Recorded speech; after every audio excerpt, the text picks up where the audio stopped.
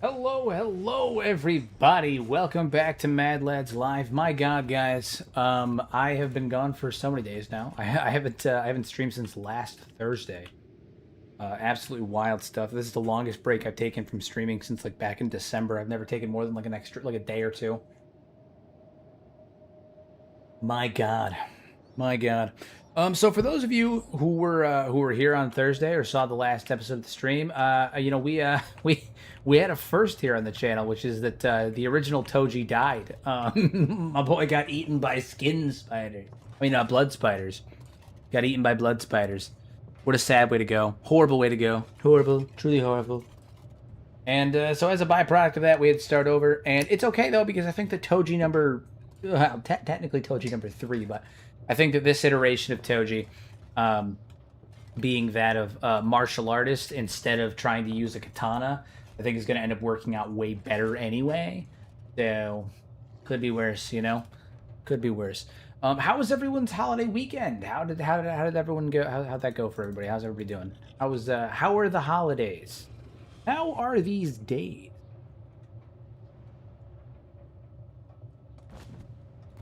Back in that bed. Get back in that bed. One-armed martial artist is cool. I thought so too. I thought the idea of having a one-armed bounty hunting martial artist was a cool concept.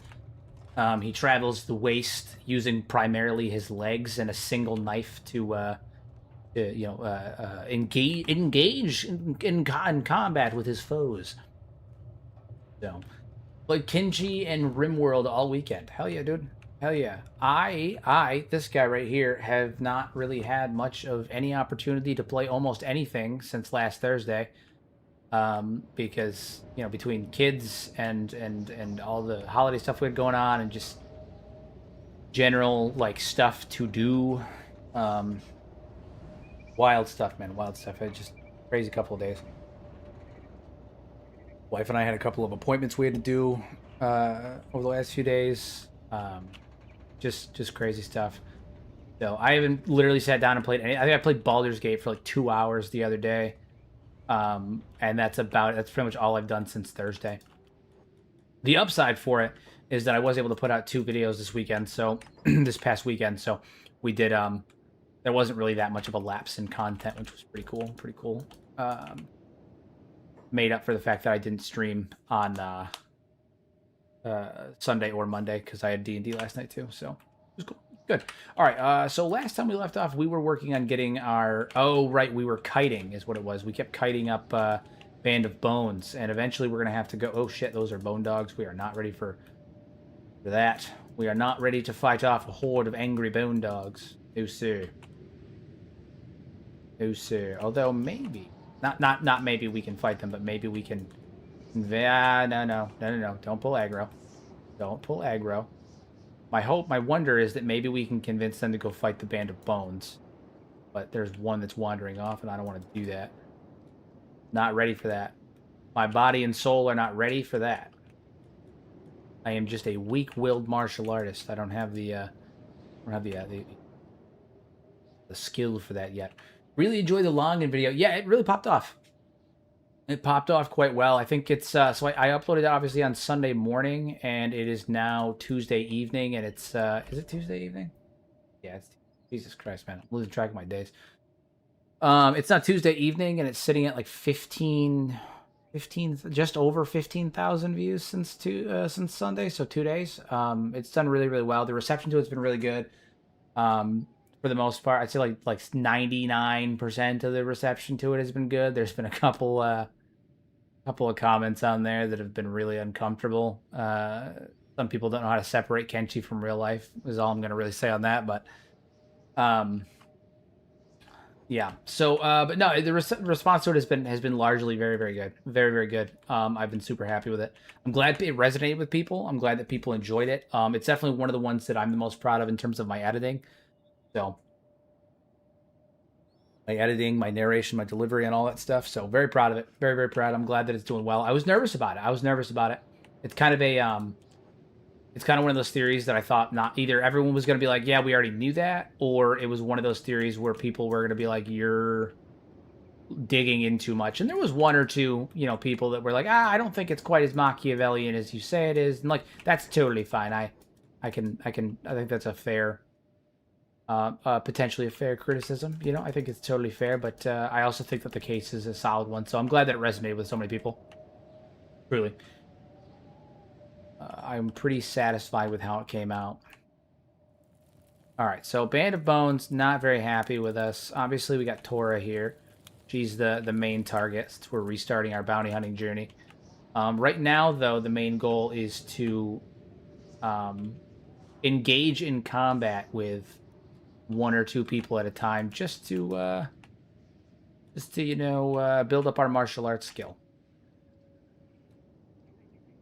Really has shown how far your video making skills have come since the beginning of the channel. Thank you, much appreciated. I was watching my my original hybrid video the other day, and then I watched my Longan video to kind of like get a feel for kind of like how things have progressed. And it was an interesting thing to see and to note. Damn it! God damn it! God damn it! I don't want to fight bone dogs.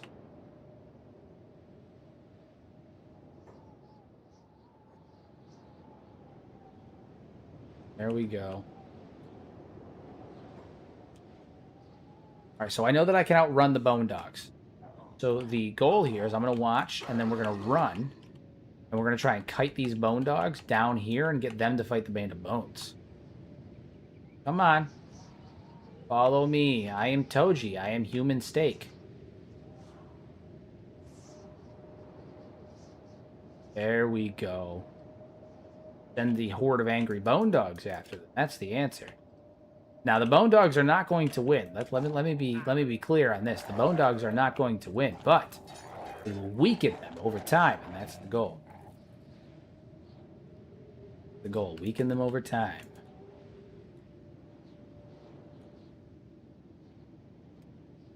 We work on building our martial arts, which is currently sitting at.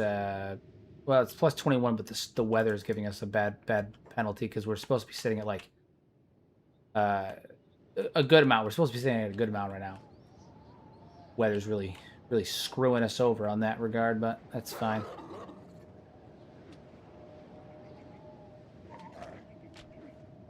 Yeah. I don't think I'm going to have any luck luring any of them right now, which is fine.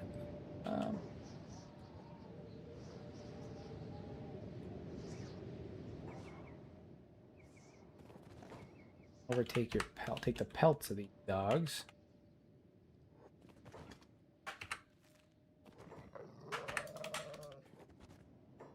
Take the dog pelts.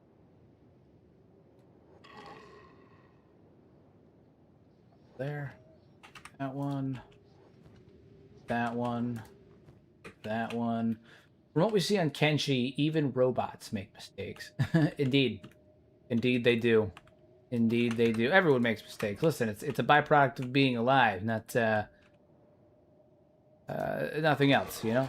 The longer you're alive, the more you're alive. If you have thought, then you're, regardless of whether or not you're bound by logic, if you, you know, like say like a robot or an AI would be, you're bound by thought. You're capable of thinking and coming to a conclusion, then you are open and potentially liable for mistake. You're capable of making mistake. Because the truth is that more often than not, episode 4, day 60, diary. So episode 3 was a rough episode. Okay, Toji had a bad day. He had a really bad day. He was eating. I got eaten by blood spiders. I got eaten by blood spiders, but I felt it's the first time I've ever died on a. I've ever died on a playthrough, so I was like, you know what? Let's we're restarting. We're gonna restart. We're gonna try again. This time though, instead of using katanas, Toji's using martial arts because I think it'll work better with his particular thing. You are a bowl of salt and water, hallucinating a decision-making process. It makes sense that you'd make some mistakes. Yeah, but pretty much nailed it. No, even machines are capable of making mistakes, even if they're bound by logic and all that stuff. Because the truth is that You know, more often than not, the idea of what is and isn't a mistake is subjective. And so even if you apply logic and whims to it, it could still be something that you come later to regret as you change your mind, new facts present themselves, or as you begin to understand things maybe on an emotional level that you didn't before. If you can make decisions, you will make mistakes. Always.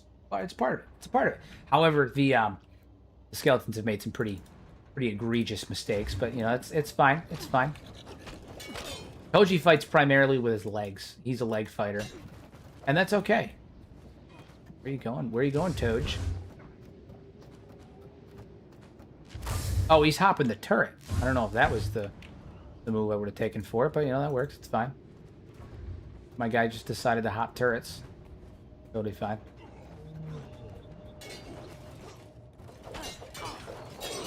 Get involved, Toji. Get involved.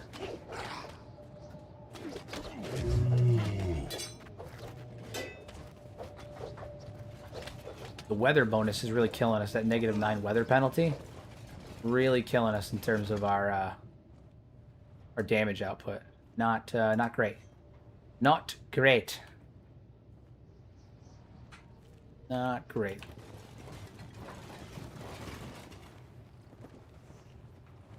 I'm having some issues with your mod set right now. The polearm animations sometimes don't come out, so it just does an instant attack instead of a high blocks or an A poses. Any idea where to look for bug fixing? Are you using a custom race?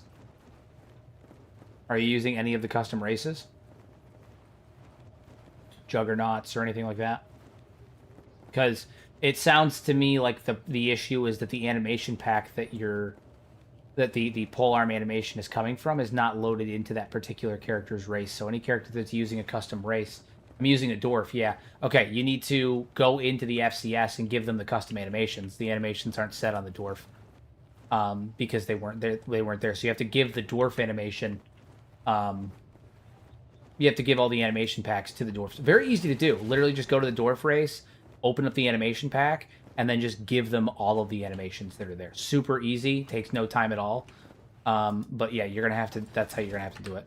However, you are also gonna have to create copies of the mods that you're copying over and add them to your mods folder because they won't be in the FCS normally. But you can look up a tutorial on how to do that. Very easy stuff. But yeah, you have to give the animations to the dwarf race. That's how you do it. What's your favorite run type? I'm 600 hours in and not doing a 0 to hero feels like cheating. What is my favorite run type that I've done? So I don't know. I've done a lot of different runs. I like solo runs or like a teams of 3, like small hit squads. I've always enjoyed those. One time I did what is it? I did like an Epic 7 run. Epic 7 is probably not the right word for it, but I did like a 7. Like a team of 7. I did a run like that was really good, and I gave each one of them like a unique skill set that kind of like set them apart. That one was fun. I've done, you know, obviously mercantile playthroughs. I've done army like full, you know, empire playthroughs, genocide runs. You know, I've done a run siding with every faction. I don't know if I have like one in particular that's a favorite. Because it kind of depends on what playthrough I'm going for. Is Power Rangers run? Yeah. No, it just kind of depends on what the theme of the playthrough that I'm running is. I don't know if I have any that's like particularly a favorite. All right. Is there any other mercenaries or anything in here that I can recruit, or are these all of them? And how are they doing health-wise? Some of them are a little messed up, but that's okay. I want to bring 2 squads of mercs down with me so I can go deal with the Band of Bones, but 1 squad's not going to be enough.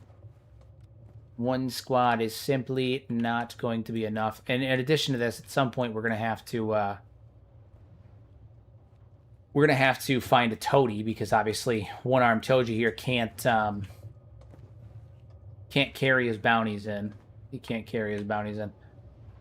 You fight with the power of friendship, with a speech about friendship before each battle. Naturally, yes. And listen, Sentient Sands is perfect for doing that. Perfect for doing that. They will succumb to the power of friendship. Probably. The cool part about having one arm is that I can have this pole arm on my back and it won't change anything because I'm not going to use it because I need obviously 2 hands to use it. So I'm still going to default to martial arts. It doesn't affect me in the slightest, and I don't think I have to deal with the penalties from it at all. So yeah, I'm not going to use it. It'll be great. It'll be great. I can carry it, and I don't have to worry about using it. All right, so now we're going to get our mercenaries to hop in here and start showing them what for. It's basically an extra inventory slot. Exactly. All right, boys. Hop to it. I said hop to it. Any minute now, you guys are going to hop to it. We're at. You wandering? Probably sitting in one of the chairs. I feel like she's always... Yeah, she's sitting in one of the chairs. Come on, guys. Any minute now. There we go. All right. Combat has begun. Shit, 2v1. I can't do 2v1. I can barely fight one at a time. Oh, shit, 4v1. I can barely fight one right now. I can't fight 4. I can barely hold one of them off right now.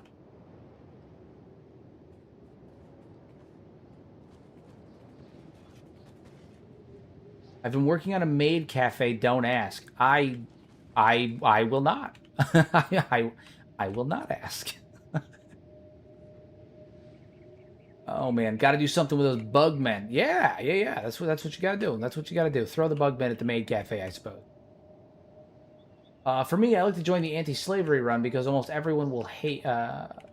Everyone will hate, and the difficulty will be suitable for me. The answer is to add extra attack slots and to increase the NPC squad sizes.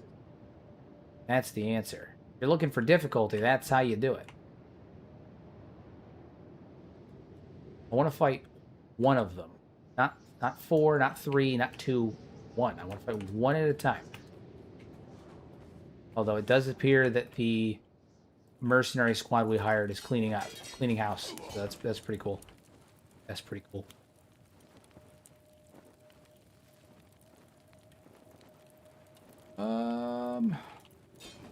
Yeah, I mean they seem to be cleaning house here, so see how we do.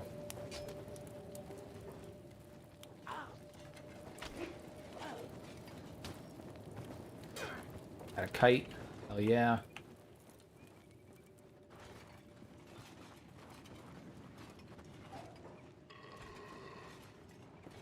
Myself up. Just keep letting the combat happen. Keep letting the combat happen. Although it does appear that my guys have stopped fighting for some reason. Are we on like a break? Sentient Sands mod was looking very interesting. I'm still using it. I'm using it right now. I'm using it literally right now. Although I'm having a brain fart as to how to open it up. Why am I... Oh, it's because I'm selecting me. That's why. Yeah, see, I'm using it right now. See? Still using it. First time joining the stream. Your videos are awesome, man. What's going on with this run? So this is my my solo bounty hunter playthrough. So I'm using the Sentient Sands mod to basically do a solo bounty hunter run where I'm using a combination of dialogue from Sentient Sands and diplomacy. And also, you know, violence.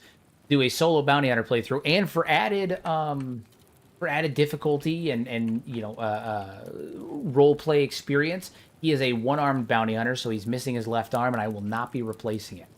So his name is One-Armed Toji, and he is a solo bounty hunter. What happened to the corpse bear? Well, you see, in episode 3, we had an unfortunate situation involving some blood spiders, and I had to unfortunately restart the run. Unfortunately, Eris and Toji both were eaten by blood spiders in episode 3, so this is actually Toji Mark II. We're entering the Mark II of Toji Mark II. Sentient Sands mod works great, but it does have issues with confusing the work drone. It begins to act like high-res bugmans or robots if you don't correct it. Yeah. There's definitely issues with it. Like it's by no means perfect. The LLM can get really stupid, especially if you're using the free model like I am. It can be really dumb sometimes. It does have issues, but in concept, it's a really stunning concept. I think it has a lot of potential, and also it's still actively being worked on. Harvey's still building it. You know, but it has a lot of potential. A lot of potential.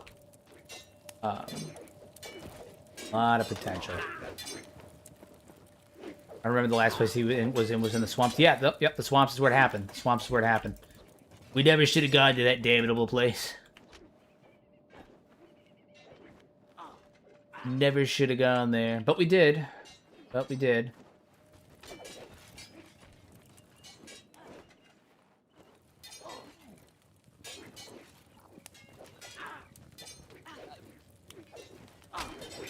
We're engaging in martial... Oh, goddamn. We were engaging in martial combat. Now we're just unconscious. Most of our boys are unconscious, too, but that's fine. Yeah. Yeah, not great. Not great.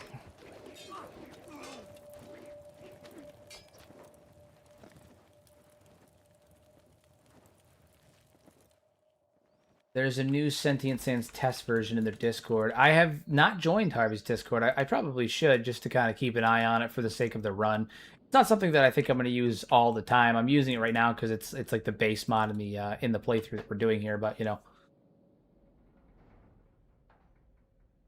Bane of Bones are a good natural way to train. They're pretty much anytime I do any playthrough, even off stream, they're like one of the first places I go to train up my characters and stuff. They're a really good like source of training early on. They're not quite strong enough to where like you shouldn't die outright by fighting them.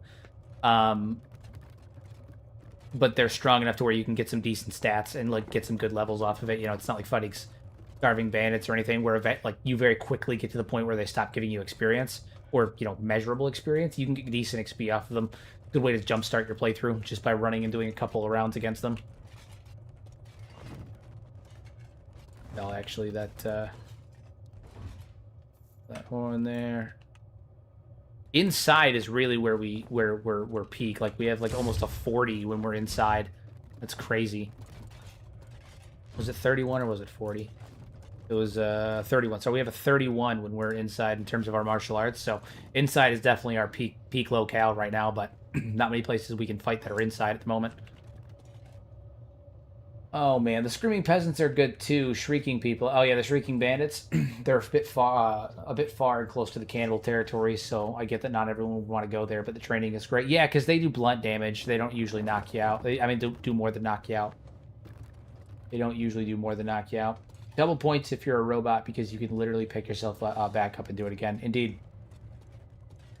Just discovered the Great Library. What's the lore behind it? The Great Library is a collection. It's an area that was so Black Scratch if I recall correctly, Black Scratch used to be owned by the United Cities. Now it's owned by the Tech Hunters, but the Great Library is literally just a conglomeration. It's a collection of historical documents that are being kept by the Tech Hunters at the behest of IO to, you know, at the behest of IO and behest of Finch, but also IO to, you know, act as a repository for all the information on Kenshi. Granted, IO is actively using that library as a way to spread misinformation and stuff, but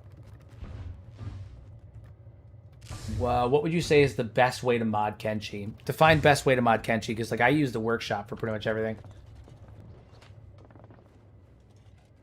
I hate that a bed is on top of the building in a desert place and the sand. Yeah, it's because they used templates for most of these. They have like a lot of the buildings are built with templates, so they place them down.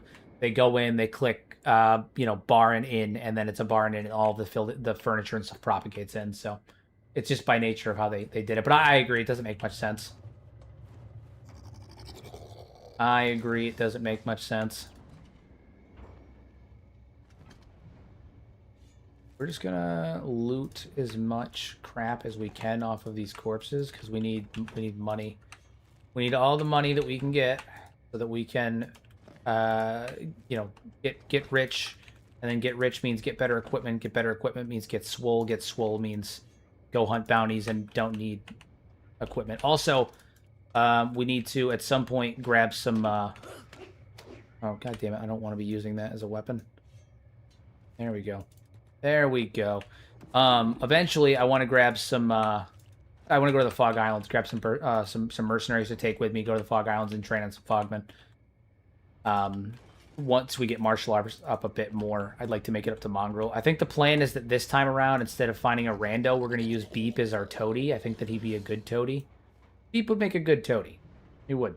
He would. He'd make a good toady. So we're going to use him as our toady, but we have to get 2 Mongrel to do that. And in order, that means we have to build up our... build up Toji's strength a bit. Got to get him strong. We got to get him strong.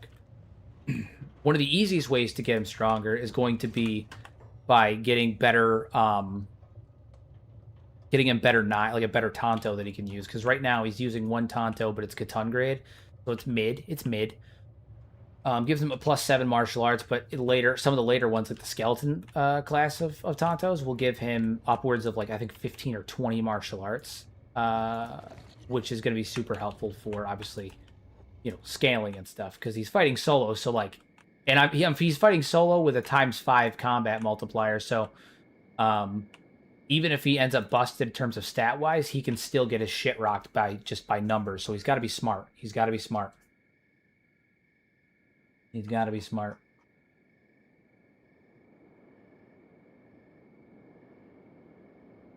I would love to, but I'm not going to say that name out loud because I can see that backfiring for me, so I'll pass. Thank you.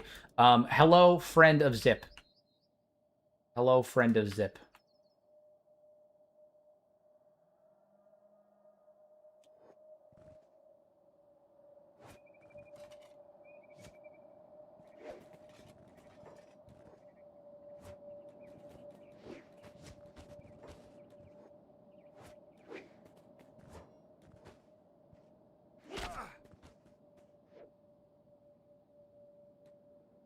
Fighting.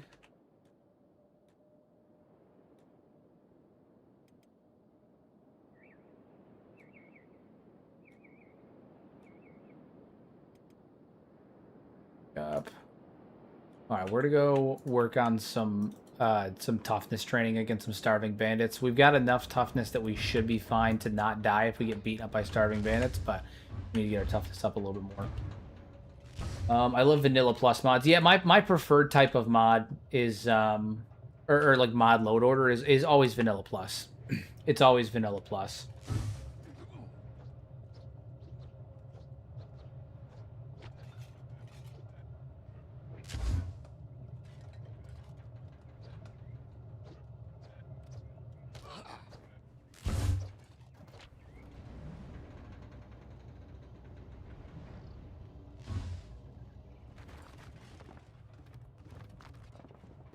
Vanilla plus, yeah, so they're mods that like add to the vanilla experience of Kenshi, so they don't feel like they're too far off from what's in the base game, or they add on to the base game. They feel like something that should have been included in Kenshi by default, and it just yeah, it's something that should have been included in Kenshi in default, or feels like it could have been in the base game, or they add on to the base game in a way that feels natural. So like armor sets that feel natural, that look natural, that blend in well, or mechanics that, you know, blend in well, stuff like that. Things that add in stuff like I have a mod that adds in different colored blood for different races. I think that's, you know, that would be vanilla plus. Things that add, like vanilla armors and weapons expanded, the weapon dissemination mod, like all that stuff feels like it could be in vanilla Kenshi.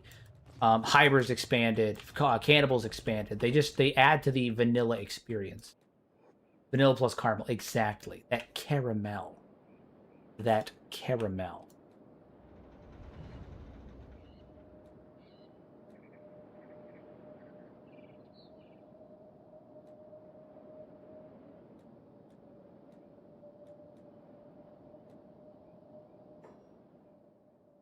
Mods to fix the economic problems in the game. Yeah, the economy mods are a big one. Very, very helpful. Very, very helpful. All right, we're going to head up north, I think. We're gonna head up a little bit up north. We're gonna fight some starving bandits, try to get some stuff up that way. We're probably gonna stop up in the Holy Nation for a little while, fight starving bandits outside the Holy Nation, hang out in stack for a bit, and then maybe grab some mercenaries and start heading into the Fog Islands. We've got to be careful about it, obviously, because if we go into the Fog Islands, it's going to be very easy for us to get absolutely devoured, absolutely eaten, without, you know, having proper backup. So I'm gonna have to be mindful of that. And proper backup is gonna be hard to find just by nature of the fact that, again, I have 5 times attack slots on. So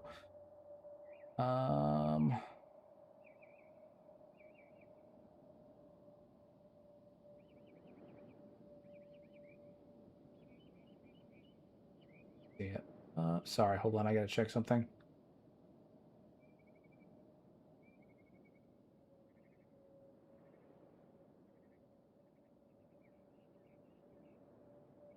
Okay. Apologies. Okay. Do you expect them to add vehicles or animals that you can ride aside from ships, of course? I would hope so. I would hope so. I would hope that mounts are a thing in Kenshi too, but I don't know for certain. But I would hope so. Especially if they're adding in boats, depending on how they add the boats in, what that's like. I could see it being a thing. And Unreal makes it far more viable than Ogre does. Unreal makes it far more of a viable possibility than Ogre does, that's for sure. Alright, we're going to head up towards Stack. Head up that way. We're going to try and avoid Dust Bandits. If we find some Starving Bandits, we'll fight them.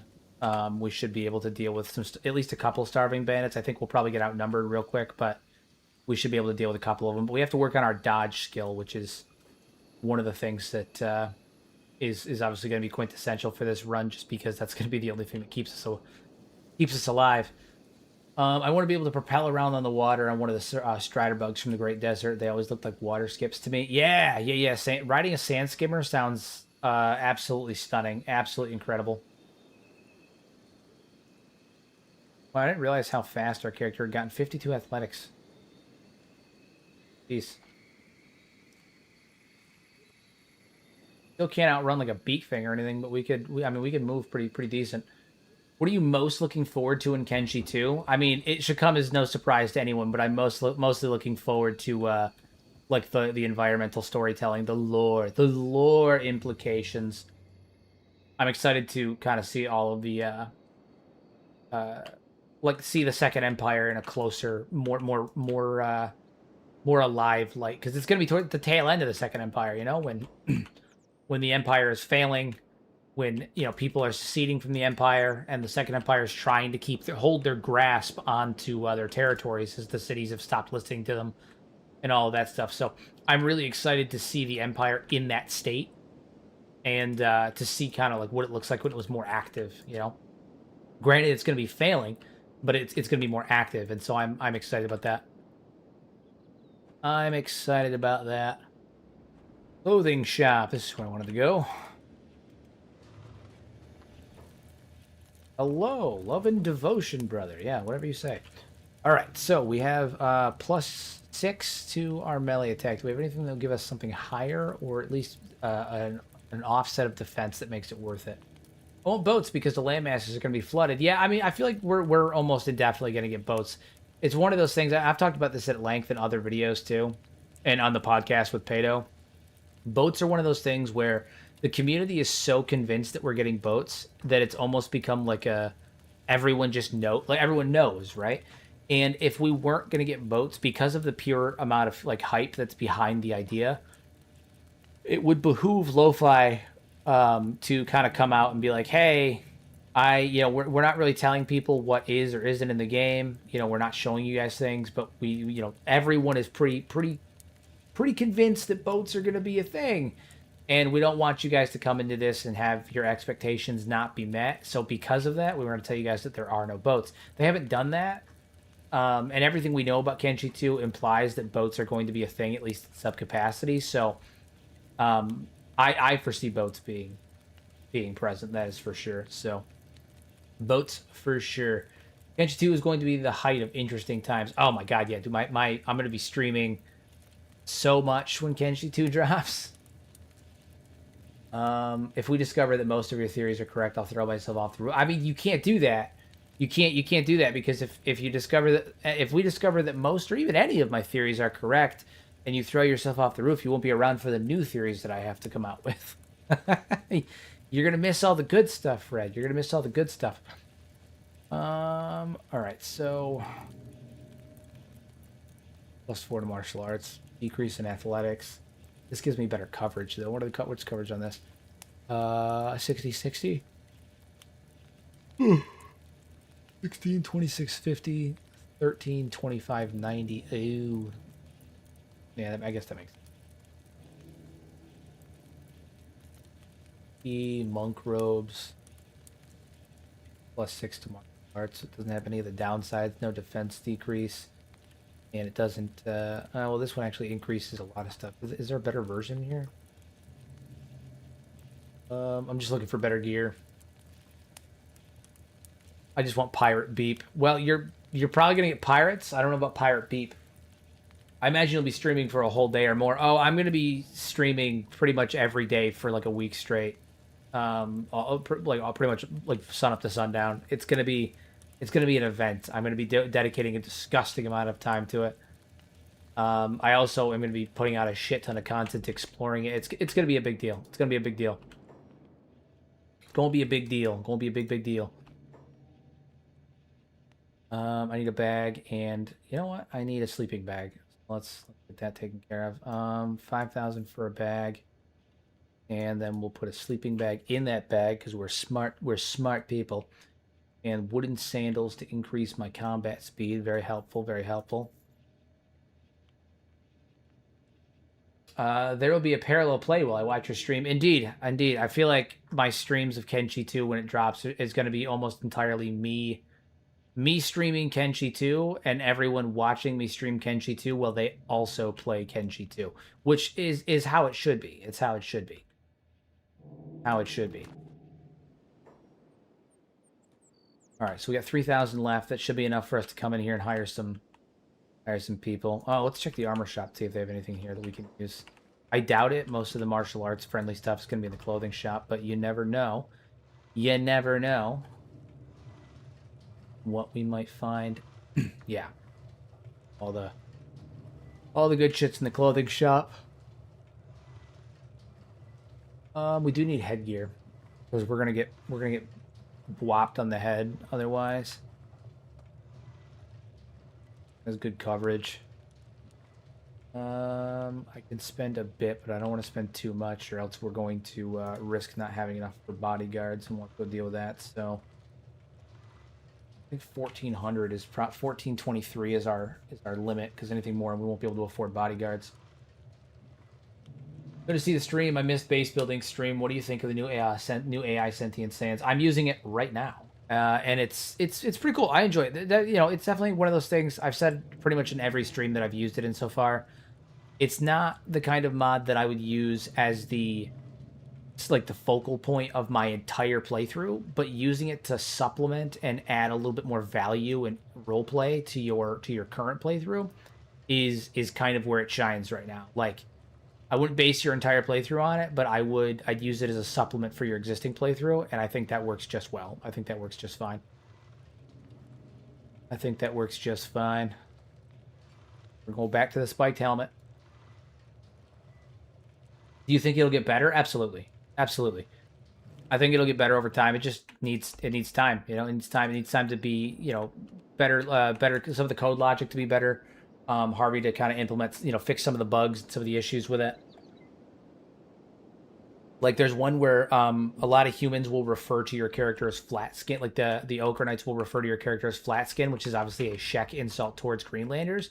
And they do it, you know, I was actually talking to Harvey, the guy who made the mod, about it. He did it because he programmed the AI to use to recognize that is an insult that is used on Kenshi, but forgot to specify that it's used only by Shek. So the AI just thinks it's a common slur or an insult or derogatory term that's used by people they think are beneath them, right? It's meant to be used by people you think are beneath them, but it doesn't currently specify that it's only to be used by Shek, and that's something that Harvey's actively fixing. So it's you know, it's a work in progress. These things take time. These things take time. And he seems to be pretty on top of it. So I have no doubt that he'll get it ironed out. He forgot to code in the racism. Well, he coded in the racism. He forgot to code in the right kind of racism. He forgot to code in the right kind of racism. That's where he made a mistake. It's not the correct kind. It's not the correct kind. All right, so we're gonna go over here and we're going to attack these boys here and try to work some of that stuff up. Hey man, just turned in your stream for the first time and I had to drop a follow. The vibe is solid and I respect the grind. I'll definitely be back to catch more. I've also got a few genuine insights from a viewer's perspective that could really help you grow and strengthen your community. Well, I appreciate it. If you have anything to add, do let me know. Always appreciate it. Always appreciated. Absolutely.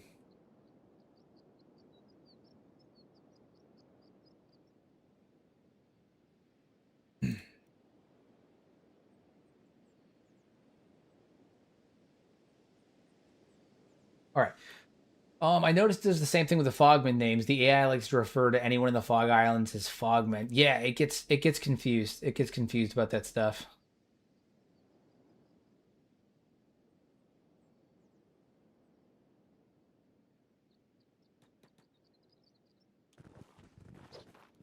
It gets confused, but it will learn. It will learn, and it will get better. All right, so right now we're. I need to work on dodge. As much as I don't want to take the beating, I need to work on dodge. Got to work on that dodge. Where is my jet? Oh, well, now we're not dodging. Now we're kicking because, yeah, okay. Hunt them down.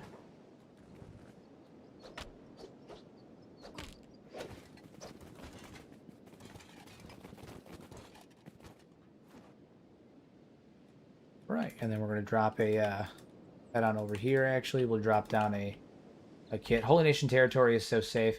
I mean, if you're a Greenlander, okay, if you're a Greenlander male, yeah, kind of, you know. And even if you're a Greenlander female, you know, you are in relative safety comparatively. You gotta be a little bit more careful. But like comparatively, it's not that bad. Like you will get you know, saved by the Holy Nation. They'll actually give you food too if you're hungry. You know, if you're a Greenlander male, it's not. There's worse places to be. It also has surprised me a bit too. The bots from the Ironside mod are actually aware of their own mod lore. Yeah, so that's something that the AI takes into considerations because when it reads your game, like your mod files, and determines what mods they are, and then the LLM, because it acts independently, it's not like in the game. It's an LLM that's injecting into the game. It searches the internet for that mod to get a description of it, so the mods stay relevant to their own lore. So like the old Ironsides mod will have dialogue that's relevant to itself because the LLM is actually searching the old Ironsides mod up and reading about it. It's reading the mod page, which is really cool. Really, really cool. It allows you to successfully integrate mods in without too much of a hassle. I think that's really cool. You know, without messing up like anything. Really cool. What up? Glad to cut another stream. This game is addicting. Yes. Yes, it is. Kenshi's the kind of game where you you hop in for the first time, you hate it, and then once you know, get through that first playthrough where you get your shit rocked, you try it again, and the next thing you know, 40 hours have passed, and you don't know how that happened. As someone who has 2,600 hours in the game, you just don't know how it happened.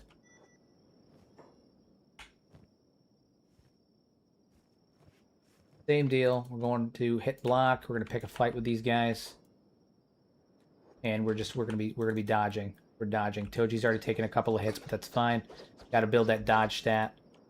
So we're gonna watch this and let it build up. Also build his toughness. He's knocked out. That hurt real bad.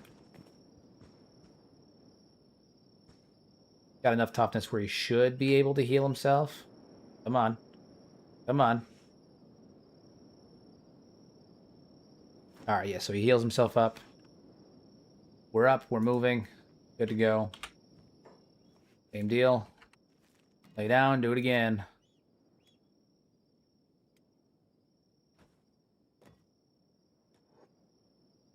I just hit 200 hours today, not slowing down at all. Yeah, yeah, it goes, man. It goes out of nowhere. Unironically, what happened to me? Got the game ages ago on a friend's suggestion. Got it. Was super confused. Quit. Picked it back up recently, and I'm loving it. That's the story that so many people have told me. So many people have told me. It's the story that I had. Actually, fun fact. I'm gonna tell you guys a little bit of Frankie lore for anyone who hasn't seen the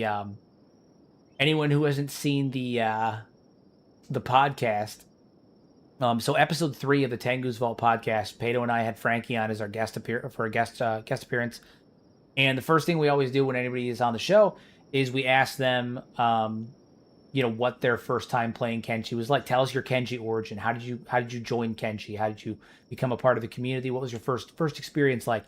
Frankie told us that the first time he played Kenshi, he played it, got his shit rocked by a bunch of bandits, sold into slavery, and then killed it, and then escaped slavery only to be eaten by bone dogs, or something along those lines. And he bled out and died after he lost 2 limbs to like bone dogs or an animal.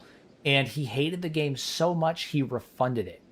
He refunded it and didn't try it again for like 6 months until he got pressure. The friend that convinced him to buy it the first time kept picking on him for quitting it, and so he tried it again. But yeah, Frankie hated the game so much the first time he played it, he refunded it.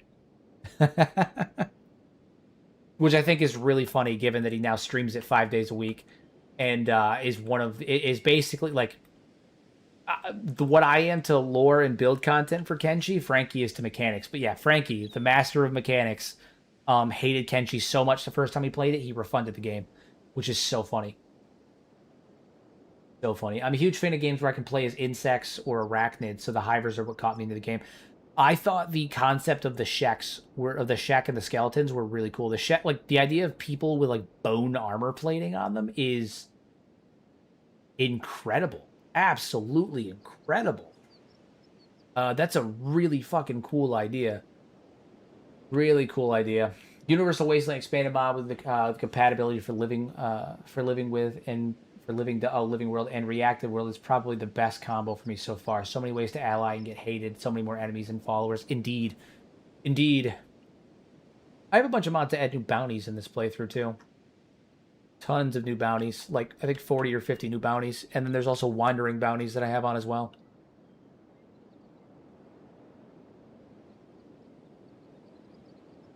All right, pack it up. Fantastic. We're off. My Hyrule Queen has some bone armor on a mace. On with a mace. It looks great. The bone armor... Is it the bone armor from the Hivers Expanded mod? Because I'm all about it. I'm all about it. I fuck with it. Let's go get some mercenaries. Take some mercenaries with us. Somebody just to keep us alive. Act as defense. Actually... Yeah, we should probably take some mercenaries with us. The Fogman bone armor. Yeah. Good stuff. Good stuff. What mods do I have active? I have a handful. The ones for adding bounties in I have are... Where is it? Bounties galore and wandering bounties. And the new weapon dissemination mod. Those three add in a ton of bounties. Those three add in a ton of bounties. I think the best training is beat things for early sword play. Good for wailing on them. Provided that you can, block and not get fucking demolished. Not get demolished. If you do the bed mechanic where you pick them up, put them in a bed, you can beat them up that way. I think that would work. But I'm trying to avoid cheese, but I may end up cheesing just a little bit. I'm not sure.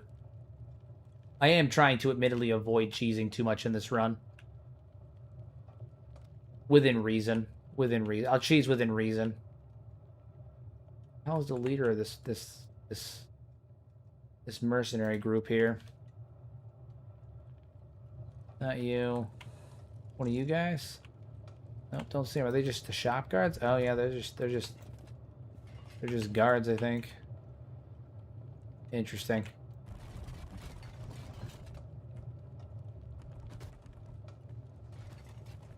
Alright, we'll take you. Looking to hire some guards. 2,000. Fantastic.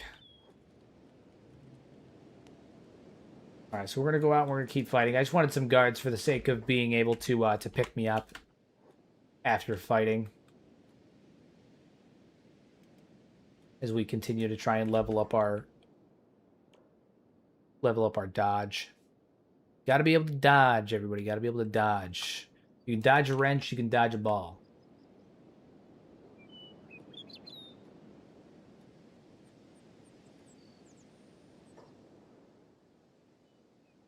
There we are. We're going in.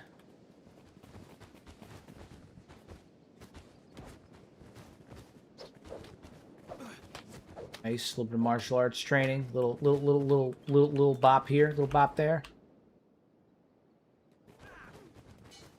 All right, we're going in.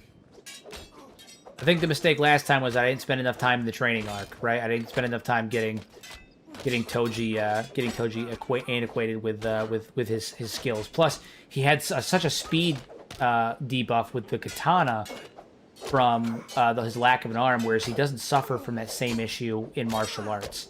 So he should be able to keep moving quick. The animations look good with that knife in hand. Yeah, that was the other thing too, is I thought the idea of having some of the added... Because I have like 120 martial arts animations between the mods and the default and everything. So my thought was that like his one arm with that single knife and he like the reverse grip knife. It looks really fucking cool. Looks really, really cool. Primarily uses his legs. Later on, there's animations where he does like downward stabs and stuff with the knife. It's gonna look really cool. The character reminds me of Sid from Soul Eater. Indeed. It's gonna be good. It's gonna be good. It's gonna be good. We're gonna build up those martial arts stats, and it's gonna be stunning. I'm also gonna load up my backpack with crap because leveling strength is gonna be a hell of a lot harder because we don't have the ability to carry bodies. So we're gonna have to load up our weight a different way. Which is going to be loading up our backpack with materials and stuff and then running around with it. So we're going to have to like grab iron and shit like that and load up our backpack with it. But right now, we're going to grab all of these weapons, bring them back to the Holy Nation, sell them. Just sell all of them. Sell every one of them. Lightweight. Yeah, we need to get as many items as possible to sell. Then we're going to go mine iron for a couple of minutes. Get one backpack full of iron and use that to train strength.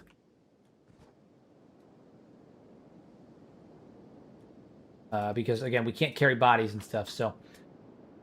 I kind of hate the way he doesn't hold the knife in the forward grip because it's more versatile and powerful that way, but the reverse grip looks cooler. It's a fantasy game with the grand scheme of things. Yeah, so, what is it? Reverse grip is not really a thing.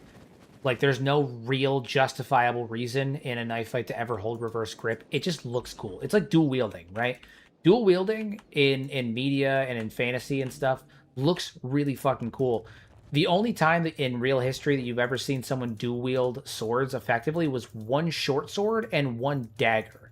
No one's going to dual wield two short swords or two long swords or even a long sword and a short sword. It's a short sword and a dagger. And one's for parrying, one's for attacking. Like...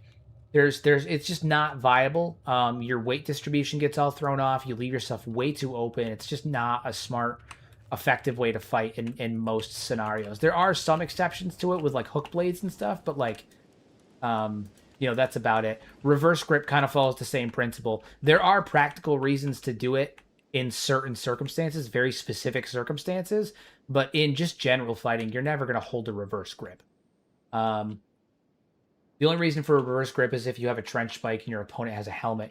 Yeah, like if your knife has like brass knuckles with some, fucking spikes or something on it and you can use it for punching and cutting, that's fine. But even still, the same principle would apply. Flip it, wrap it around your hand. Like forward grip is always the way to go. You have a better range of motion, better protection. You're less likely to leave yourself open. You can get more momentum in your pivots.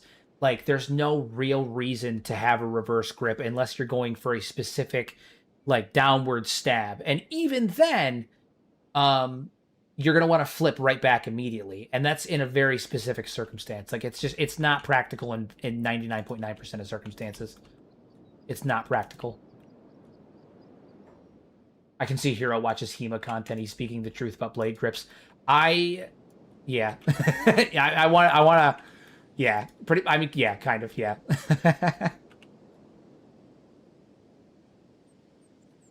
Yeah. I like HEMA content. It's fun. It's cool. I also use it for research when I'm writing my book to, determine how things are going to go and whatnot. I use it for research on my book. And just in general, fascination with it. I think it's interesting. I think stuff like that's cool. I also watch like a lot of like... Not that this is the best example of it, because of what it is. And you'll know what I'm talking about when I say it, but, like, in general, it's a cool thing. I used to watch a lot of, like, Forged in Fire. I used to watch a lot of, what is it? Why can I not remember the name of it? This show was on forever ago. They took historical figures and pitted them against each other, but I can't remember the name of the show. What was it? I can't remember the name of it. There was 2 games based on it too. It was basically like Mythbusters, but was it Greatest Warriors? Was it Greatest Warriors? It was basically like Mythbusters, but instead it was it was like well, not Mythbusters. It was like if you took Mythbusters and you mixed it with like Death Battle on YouTube.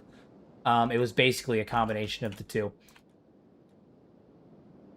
Viking versus Ninja. Yeah. That was the one. So I used to watch a lot of that shit too. Then you have Europeans who intentionally designed the pommels of their sword to come off so you could throw them at your opponent for no particular reason but the style on them. Yeah, European sword fighting in particular has always been very interesting to me because while it is effective and it does like it was put together very, very well, it also it had such a connotation of like just being as frivolous and stylistic as you can at the same time, which always made me giggle. I met some of the guys on Forged Fire. I go to Blade shows, and you get to meet a lot of the obscure celebrities like football linemen, naked and afraid contestants, actors, etc. Hell yeah. Hell yeah. Spring steel's better than folded steel. Yeah. A lot of people are like, this sword was folded 10,000 times. Yeah, it was folded because they were working with inferior metal and they had to fold it to make it, durable. Like it was folding it to add thickness and density to it because they were working with inferior metal. Like the fact that they had to fold it 1,000 times is because they needed it to be denser because they were working with an inferior metal. Deadliest Warrior. That's what it was. Thank you, Helios. My absolute lad over there. Thank you. It was Deadliest Warrior. You know what's better than 10,000 folds? 10,001 folds, obviously. Obviously. This sword was folded 10,001 times. I'm not going to peer too deeply into Fogman territory, but I do want to kind of peek into Fogman territory a bit because we're going to end up heading up north. We're going to end up heading towards Mongrel because we're going to get Beep, and Beep's going to be our toady. Yeah, it was Deadliest Warrior. That was the name of the show. I'm sad that it got canceled because the last episode that they recorded was honestly it was so fucking cool. They decided to just go hog wild with it, and they did like a For the Fans episode. And it was vampires versus zombies. It was 3 vampires versus 300 zombies. It was a really cool finale for the show because they were just like, we've gone through historical warriors. We don't know if we're gonna get another season. Let's do something a little wild. And they did that. I thought that was always really cool. I thought that was cool. What do you think is the hold on? What do you think is the best settled mine? Oh, the best place to settle. I gotcha. Mine is always Shem, but I know some people like the Green Coast. So Shem is a good place to settle in a roundabout way, but I also think it's one of the most boring places to settle because the reason that it's good is that it has access to all of the resources you're going to need. It has not any really difficult raids. It's easily defendable. It's relatively flat. Like I think Shem is a safe and easy place to build. But yeah. With that being said, I think my favorite place to build is either the Cannibal Plains, the Fog Islands, or yeah, I think the Cannibal Plains or the Fog Islands. I think those are probably the 2 places that I love to build the most. Cannibal Plains or Fog Islands. Yeah. I remember the last episode when they used a little machine to replicate the human bite force without any restraint. Yeah, it was crazy. And then the kind of like, what is it? The like, what if ending? Oh, blast from the past, guys. Do we remember this? How many of the OGs remember this place?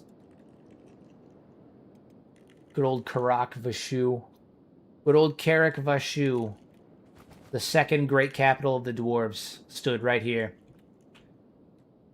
The second great capital of the dwarves sat right here. Karak Vashu. Oh, man, what a blast. What a blast from the past. Fuck it. I think we can actually make it to Mongrel. And then we'll just train right outside Mongrel using mercenaries and whatnot to stay alive, hopefully. And we'll go from there. But I think we can at least make it to Mongrel. We'll spend some time in Mongrel building up Toji's strength. Plus, they have access to good resources, like good armor and stuff there, so we can get some better equipment.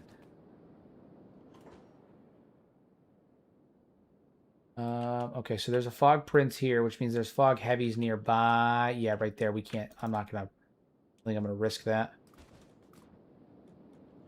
Oh, well, the mercenaries are. What was the most difficult place to base? Unironically, during my so anytime you base in the Deadlands, it's Crash Central. The Deadlands are terrible for basing, in my opinion. I crash like crazy. Swamp, crash like crazy.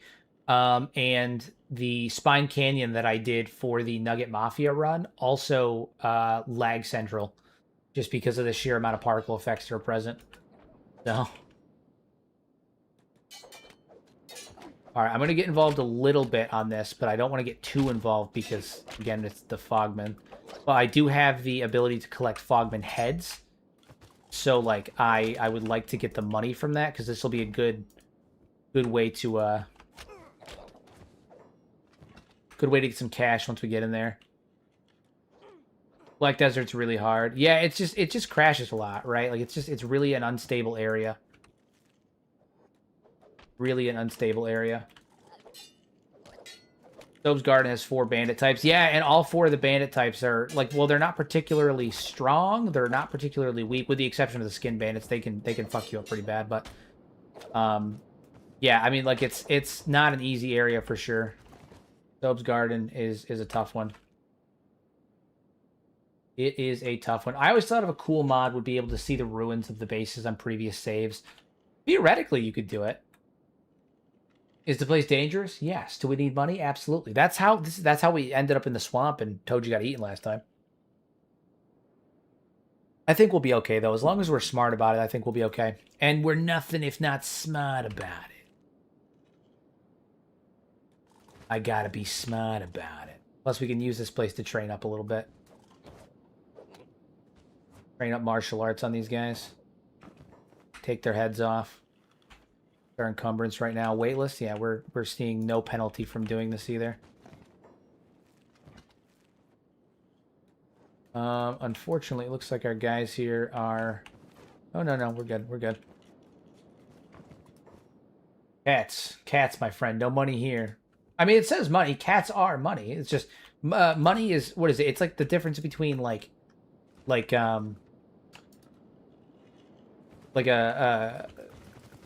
a bread and like a loaf, right? Like bread is a substance, and all types of loaves are bread, but not like wheat, sourdough, white bread are all bread. And then there are individual loaves of those types, right? Like bread is a substance, not a unit. So in the same concept, money is not an individual unit. It is not a substance, but a substance. It's the conceptual idea. So cats are money.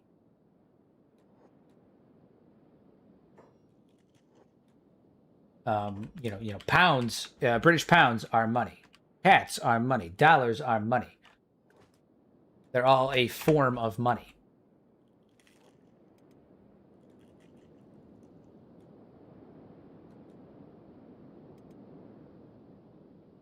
All right. Loaf is the denomination of the bread currency. Exactly. Loaf is, in fact, the denomination of the bread currency. Yes. That's why Subway is not legally allowed to... What is it? Subway's not legally allowed to call their breads bread, if I recall.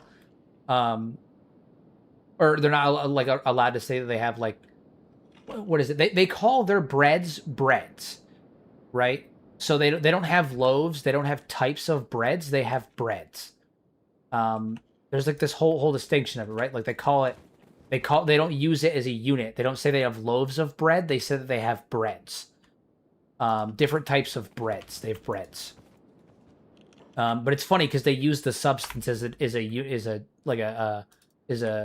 the substance as a unit. It's funny. Because it has so much sugar in it, right? Yeah. Yeah.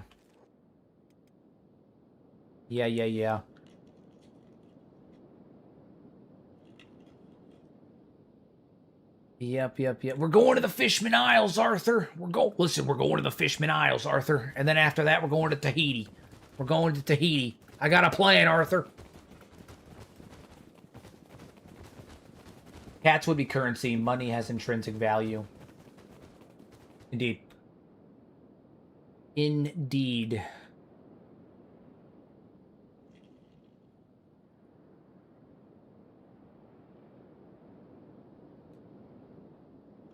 Right, we're almost to Mongrel. I think. Mongrel's over this way. All right, so we'll pass through this little gap here, this little pass here.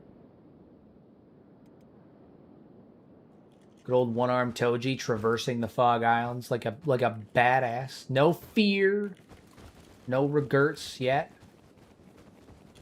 Carrying around a sack full of heads that are worth probably 10, like 15, 12, probably about 12,000 cats, without going through and counting them. 12,000 cats worth. Good amount. Good amount. We're gonna go through this final pass, cut through the death yard, and I think we should be there? Question mark. All right. Hey, Hero. Hey, what's going on? What's going on? Just like a buttload is considered a unit of measurement. 477 liters of ale, to be exact. Indeed. Indeed. He's oblivious to how dangerous everything is. Peabody, the man who knows no fear. Last time we were here, things went very, very south. I don't know. I mean, last time we were here, we survived. We're good. It's fine. It's fine. It's fine. It's good. Good. Don't worry about it. It's good. It's totally fine. We're totally fine. We're totally fine. We are the finest. We're the finest. I think last time we were here was during the Sith Reborn run. Oh, no. We stopped in last time briefly with the last iteration of Toji. Yeah, he didn't make it very far in before we had to turn back. But that Toji wasn't as good. This Toji's already a much better fighter than the first Toji was. Much better fighter. The small pass always makes me think of 300 Spartans. I want to see the Kenshi version of that. Set up a fight there and hordes of Fogmen. I think the next Kenshi Coliseum I'm going to do is something involving the Fogmen or the cannibals. I might do like 25 cannibal hunters versus like a horde of 300 cannibals or something. I'm not totally sure yet. Not totally sure. I think that would be a fun one though.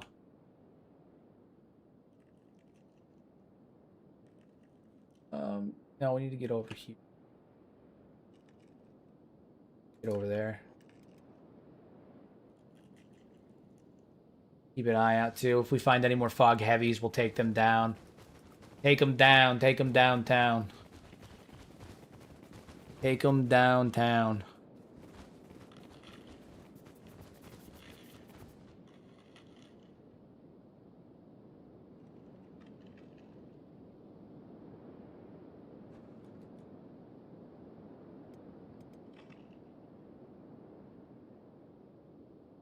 I just did a run where my guy got a Matos saber with the hole at the end, and then got a foreign saber. I always run heavy weapons. I had no idea how OP sabers are. Sabers are really cool because not only do they do a shit ton of damage, they're incredibly fast, and yeah, they're incredibly fast. They do a ton of damage. Bleeding is fantastic on them. I mean, sabers are nuts. Sabers are nuts. That might be something to mention to Lo-Fi. Character width and not allowing characters to move through each other would make combat more interesting. I will bring it up next time I chat with them, actually, because that is an interesting idea. I'll bring it up. Also, I mean, they watch my stuff sometimes. I don't know if they lurk in the streams, but there he is. There's our man. There's our boy, our lad. There, he's gonna be our new toady.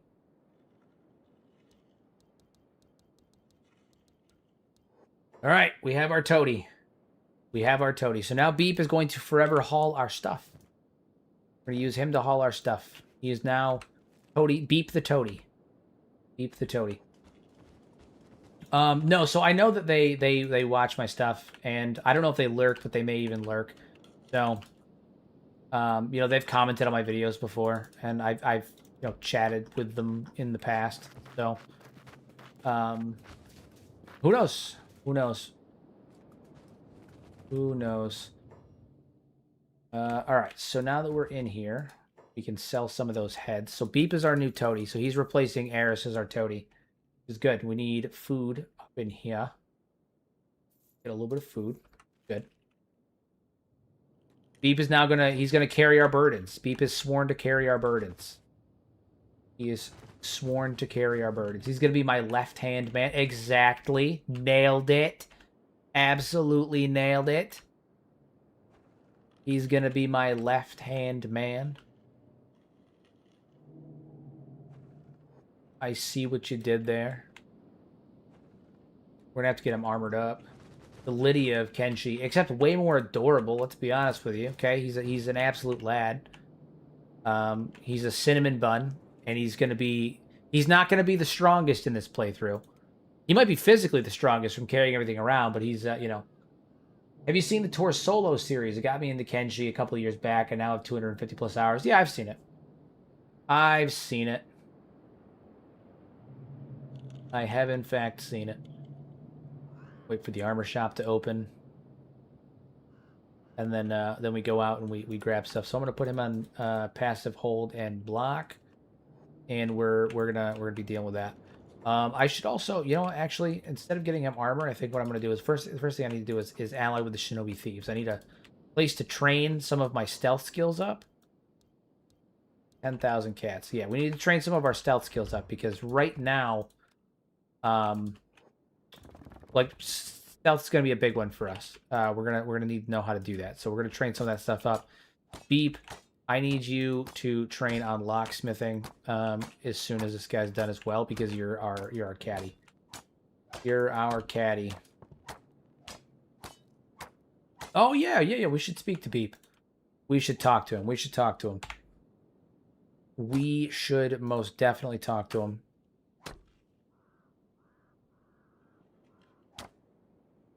Let me establish his role. To have you on the team, Beep. The Beep. Your role is to carry our loot and carry any bounties we find. You are a non-combatant,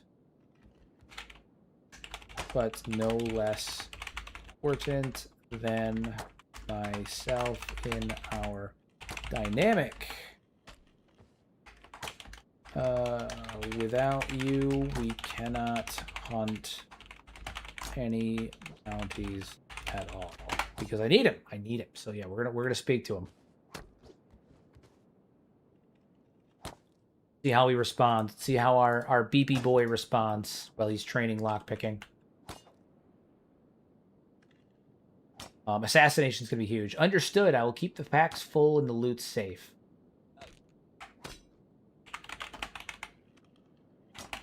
Appreciated. Much appreciated, Beep. We're gonna treat him with the most amount of respect we can. Obviously, he's our boy. It's a very honorable role, Beep. Very honorable. It's a very honorable role. Your loot stays guarded, Toji. My guy. My guy. Alright, the training arc begins. Beep is training his lockpicking. Good. Toji's training his assassination. Which I don't think he has. Yeah, he has a bit of a decrease on just because he's got that arm situation, but that's okay. And we have a place that we can rest up without an issue, which is cool.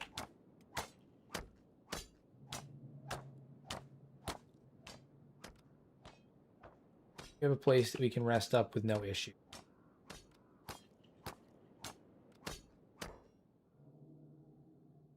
Shinobi Thieves. These guys traders? I think they are, yeah. Cue the training montage. Cue the montage. Cue the montage. Alright. I need Beep to be not just protected, but also, like, I'm gonna need him to be able to hide pretty well, too. Give him some proper pants. We can't have him running around with no pants on. Or with shitey pants on. That's not fair to him to be running around like that. Not fair to him at all. So now we have Beep. Look at him. He looks phenomenal. That'll do for now. As a strict non-combatant, that'll do for now. Toji's training is assassination because there's going to be times when it's not going to be as simple as let's just go in and you know, kill everyone because we're going to be outnumbered and outgunned. So there's going to be some times where stealth is the avenue. We're going to have to knock them out and take them out that way. So we're going to have to do it the hard way, you know? You can do this the easy way or the hard way. But either way, how much time do I have left on my bound? On my 1 hour. 1 hour. Let's take that hour and use it as an opportunity to get more cats. How much are these heads worth? 300 apiece.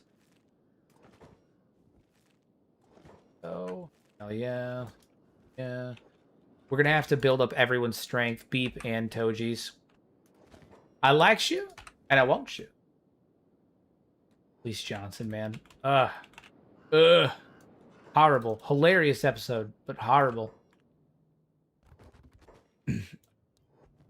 I didn't come here looking for no hashish. No, I didn't bring no pipe, no hashish, no nothing. I came here looking for bounties. All right, we're gonna mine some iron for the purposes of we're gonna mine some iron for the purposes of strength training. I call you Chris Handsome. True. I came here looking for bounties.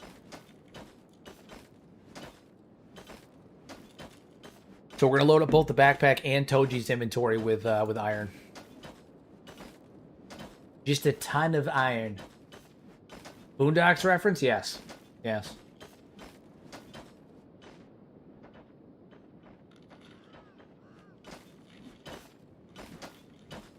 All right, he's lightweight. And then we're gonna run around. Toji, leveling strength for Toji is gonna be an absolute bitch just because he you know, he's got one arm. I can't carry corpses or anything, so this is how we're gonna have to get around it. This is not fun fact. I know this is like the meta way, the usual way that people level strength. This is not what I usually do. I tend to avoid this methodology at all costs. But you know, desperate times call for desperate measures. You got to do what you got to do. Got to do what you got to do. What time is it? It is 9:45. Good, good, good. Got to keep an eye on the time. 11:30. I got to bounce out and go to the gym. I haven't gone for 2 days, and it's if I don't go to the gym for a couple of days, I notice my mood starts to get really shitty. I get irritable, get a little stressed. So I gotta go get swole, son. All right, we're up to heavy. We gotta get absolutely over encumbered. Strength is going to affect our damage for martial arts, so we gotta. If we get over encumbered, things will be good. I'd rather use the CBT training equipment mod for early game instead of ore method. So I like that one as well, but without basing, I don't have it. I don't have any of it right now without basing because I like the CBT training method for sure. That's usually what I do. I use that or the gym equipment mod. Love that, but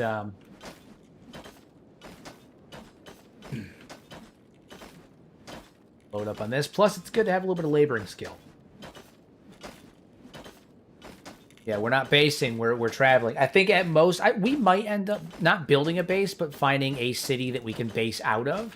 But it's going to have to be a central city, somewhere that is, like, gives us access to most of the map from all directions. Like, we may end up basing in, like, Black Desert City, or, like, somewhere in there. Or maybe, like, one of the shittier towns in the United Cities, but I'm going to try and avoid that one just because it's the United Cities, and I don't really want a base in the UC. I don't really want to. But yeah, we may end up building like buying a house somewhere, but that's about it. Okay, so he's fully loaded up now. We're gonna load up Beep's inventory as well, and we may actually even give the backpack temporarily to Toji because to level both with what's in his inventory and whatnot, because this will affect his damage with martial arts, which is gonna be huge. I want him to, when he hits you, it should hurt. That's gonna be the thing. So when he hits you, it's gonna hurt. We need to up his attack speed by getting his dex up as well. But strength is gonna be a big one for right now. He's gonna be punching limbs off in no time.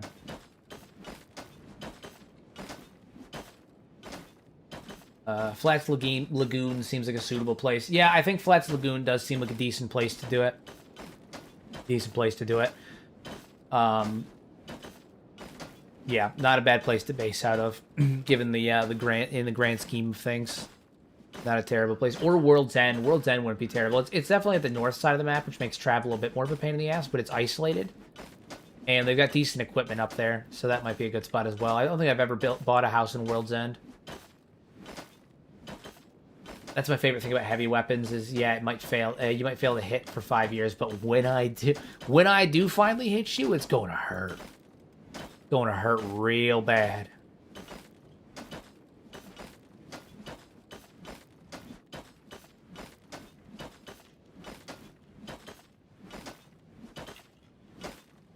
Going to hurt real bad. Yes, ye old grind. We got to get a lantern for one of them too, probably for Beep, because Toji's obviously got he's got his Tontos in there. Oh, we should check and see if they have better Tontos here. That's one we should do. Get a couple more heads, run in there, and see if we can get some better Tontos for Toji that'll up his damage by 12 or 15. Because if we can do that, then that'll be great. Even if we got to take like a Sai or what is it? They have some Sais in there, and then they also have some Kamas in there as well. So we'll see. But if we can get one to up his damage a little bit more, be real good. World's End feels like the closest thing to a monastery in Kenshi. It's kind of like a techno monastery, to be honest. I feel like it's not a bad way to put it. I've always thought of it more like a like an observatory. Like it reminds me of like a scientific observatory that you're gonna find like up on top of a hill or a mountain or something that they use to like look up at like an astrological observatory. It's always kind of struck me as that vibe. But monastery is not a bad comparison either. It is kind of isolated up in the mountains, and it's being used by a faction of effectively nomadic wanderers. But I've always thought of it more like an observatory type thing.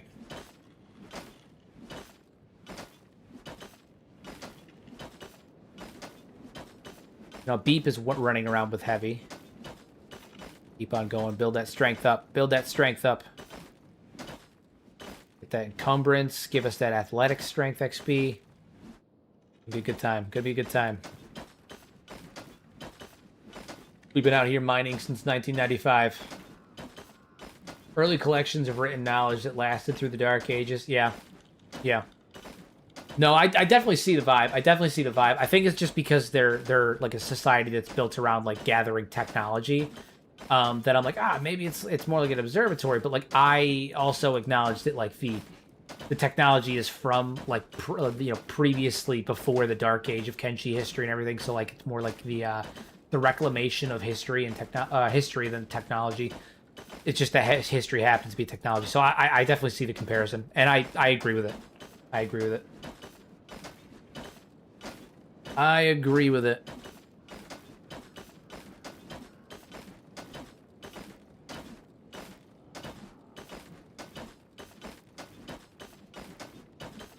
Have you ever gotten a character to 100 in stat? It's so hard. Yeah, oh yeah, I've done it a couple of times. I've done it quite a few times. I've done it in a few of the playthroughs that we've gone through.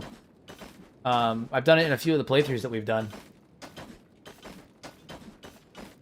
I did it with, I think, 1 or 2 characters in the Dwarf playthrough, and I did it, I definitely did it in the Sith Reborn playthrough, but that one's, I don't know if you can count that one, given what that I was using Project Cthulhu, and things kind of are entirely different in Cthulhu.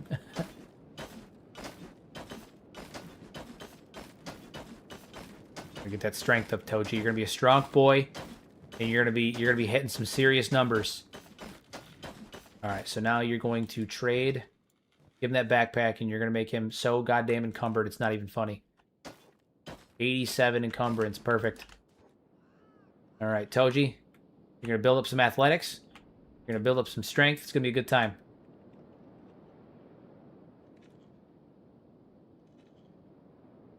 And now we play the waiting game. He has a, what is it, a permanent decrease in strength, like a permanent negative 60, is it 66? Jesus Christ. Or is it just, I think it's just 33. He's got a negative penalty, so it's going to be harder to level up his strength even more than usual. Have you ever gotten any character stats to 100 in all stats? No. Hardest stat to get to 100?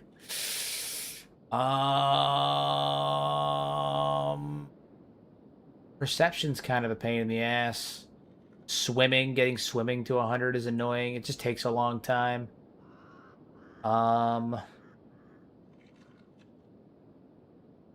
Getting dodge to 100 takes a really fucking long time too. Yeah, I mean, there's a few that are really hard. In terms of which one is definitively the hardest, that's a Frankie question. I have no idea, but I know that those three have always been a giant pain in the ass for me. Always been a giant pain in the ass. All right, so we're making progress in terms of leveling strength. I do see it going up. It is going to take some time, but that's fine. That's totally fine. Hop on over to not the armor. We need weapons. Popping over to the weapons section. See what they've got over there. If we can get better weapons for Toji to up his martial arts damage, it'll be great. Where did you build the Coliseum? I don't think I've ever seen that place, and I'm wondering if you have thoughts on what the root-like things that are coming out of the ground or worm-like things are. I built the arena for the Kenshi Coliseum over right here in Berserker Country. It's right here in Berserker Country, in this little round out area here. It's basically this entire circle is the arena in Berserker Country. As for what the roots are, they look like natural rock formations, but it's, I mean, I really have no fucking idea. I have no idea. The old grind to 75 and Rebirth X-Slave Vengeance is probably my favorite playthrough. I have always enjoyed a good X-Slave playthrough. Always enjoyed a good, slavery to freedom playthrough. Yeah, they do have good ones. They're not even that expensive either. Okay, okay, okay. I mean, they're not Edgewalker or anything, but they're Skeleton Smith, which is better than what we have. +9, +9. They have any size, or is it all... Okay, so it's either size or... I mean, they have size, but none of them are skeleton. They're Content Scrap Master. Okay, so then we're going to go with the Tonto. That'll add a little bit more damage to us. Not by much, but a little bit more damage. We need 6,500 for it, which is not bad.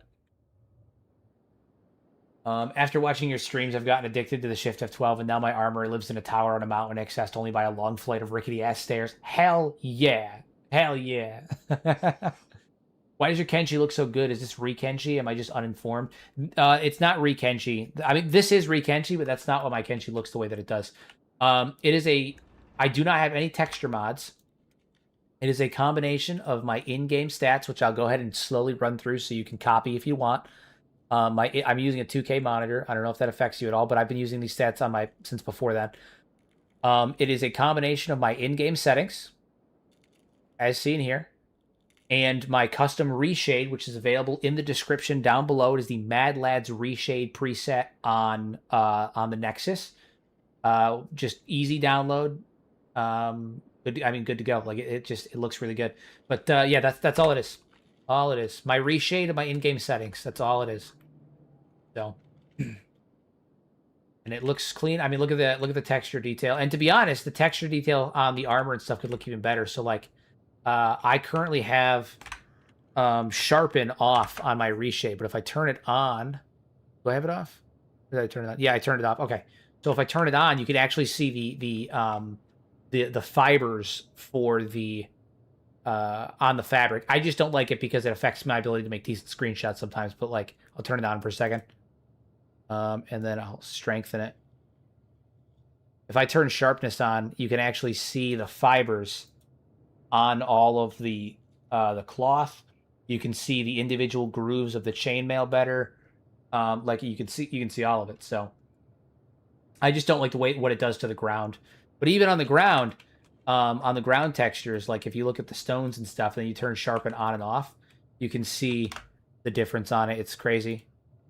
Like it goes from, a semi-blurry but discernible texture, turn sharpen on, and so that you can see individual striations on the rock and on the ground and stuff. You can see all the individual little leaves and the textures and stuff like that. So, but I turn sharpen off because it looks I don't know, it looks too gritty, like literally gritty. Looks too granular. So I just I turned it off. Yeah. So. All right. So, my Kenshi looks like Play-Doh. But that's all it is. It's just my reshade, and it's just my reshade in the in-game settings. All it is. Oh man, leveling strength on this is going to be a bitch. It's the Beepster. It is. Beep is our new. He replaced Eris as our toady. Beep is going to be the one that carries our bounties. He carries our burdens. Right now, I'm strength training though. I'm strength training Toji inside Mongrel, and then we're going to go out and hunt some Fogmen for some easy money. Or well, I say easy for some money. Easy is not quite the word I would use to describe it. Going to ask for a better dumb lackey. Yeah, I mean, yeah, kind of. Listen, we got to be honest about it. Beep is many things. He's an adorable cinnamon bun, but he is not the most intelligent creature on Kenshi. He is not the most intelligent creature, which is partly part of his charm. It's part of his charm. You know, he's endearing. He's endearing. He's adorable. He's endearing. He's a cinnamon bun of a creature. How fast is strength going up right now? Because that's the other thing. At a semi-decent pace. At a semi-decent pace. One beep beep. He is the beepless, the beeples. All right. Do we have anything that is not going to affect, that will actually improve martial art? And I don't think that we do. Don't think that we do. At least not more than what we have. Granted, we will end up having to change this out for something once we get some better equipment, but this is shit right now. Also got to run to the clothing store at some point. Right now, we're just trying to get as many bonuses as we can in our stats. That's really the main priority of what we're doing. He's got golden retriever energy. Yeah, yeah. That's really what it is. He's got the golden retriever vibe. He's got the energy. You're totally right. Totally right. That's what it is. As he should. He's pure innocence. I think that people are just drawn to him naturally because one, he's got great one-liners, but also he's just in a world that is so goddamn depressing, because Kenshi is really fucking depressing. Beep is just, he represents pure, unfettered innocence. And you got to appreciate that. You got to appreciate it. You got to appreciate it. Beep is the ability to smile even when everything around you is burning down. He can keep that smile on. He's a good man. He's a good man. He's a good man.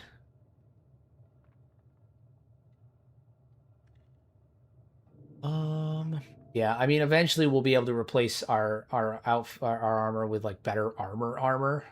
That will have a small negative impact on martial arts, like maybe the plate jacket or something. But right now we can't. It's too much of a hit, which sucks because we have pretty much no real coverage, but we need that martial arts bonus in order to stay relevant in combat right now. So it's kind of a tough toss-up. I don't think we're going to find anything better right now. Unfortunate.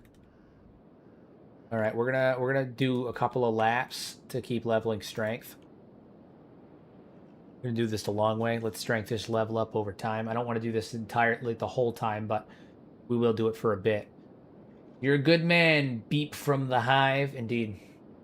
Beep is hopeful in a world where nihilism is the baseline. Yeah, that's kind of the thing. And that's why he gets along with Agnew so well, because Agnew is the kind of like the embodiment of all of Kenshi's historical nihilism, you know? Agnew is the character that has never given up in the face of adversity, but has faced tremendous adversity.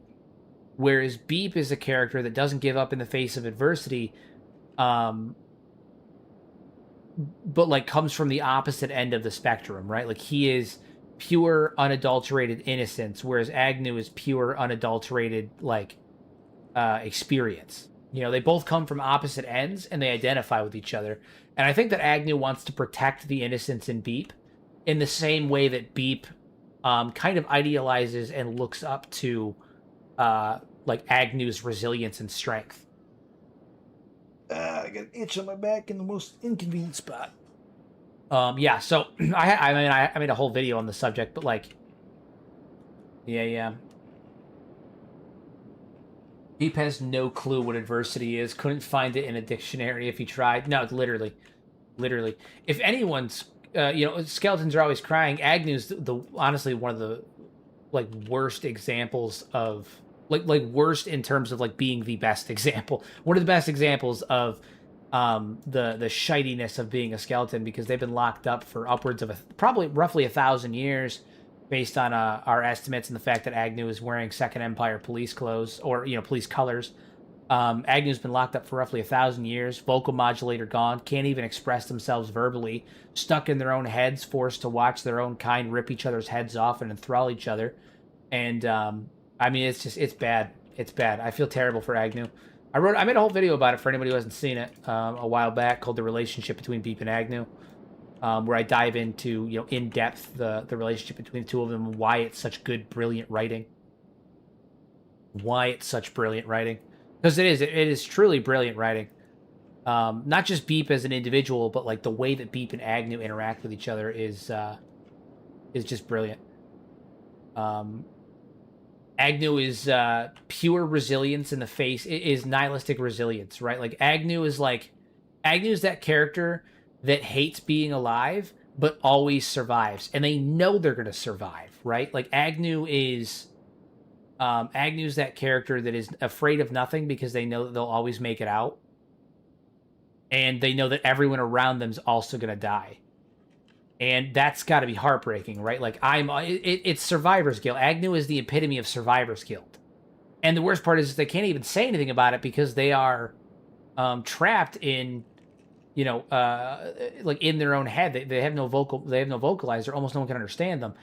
So Agnew is the eternal survivor, and they represent perseverance and surviving, even when one necessarily doesn't want to. They are the indomitable spirit of someone who refuses to die, whereas Beep is pure, blissful, unadulterated optimism in a world that should have broken him down, and he refuses to acknowledge it. He refuses to even. Not just like to fall victim to the nihilism of the world, but he refuses to even acknowledge that it's there. He's purely innocent in every conceivable way. He doesn't even see how terrible the world is most of the time. All Beep sees is opportunity. And I think that Agnew sees in Beep what they wish they had, what they used to have, and they want to protect that innocence. And in the same sense, I think that Beep looks up to Agnew, because Agnew is an eternal survivor. Agnew is strong. Agnew has been strong longer than anyone in Beep's eyes. And I think that's crazy. Would Agnew be better if Agnew could talk, or is it better narratively that Agnew is muted by violent torture? I think it's better. Because then when you think about it this way, you have a character that can't talk.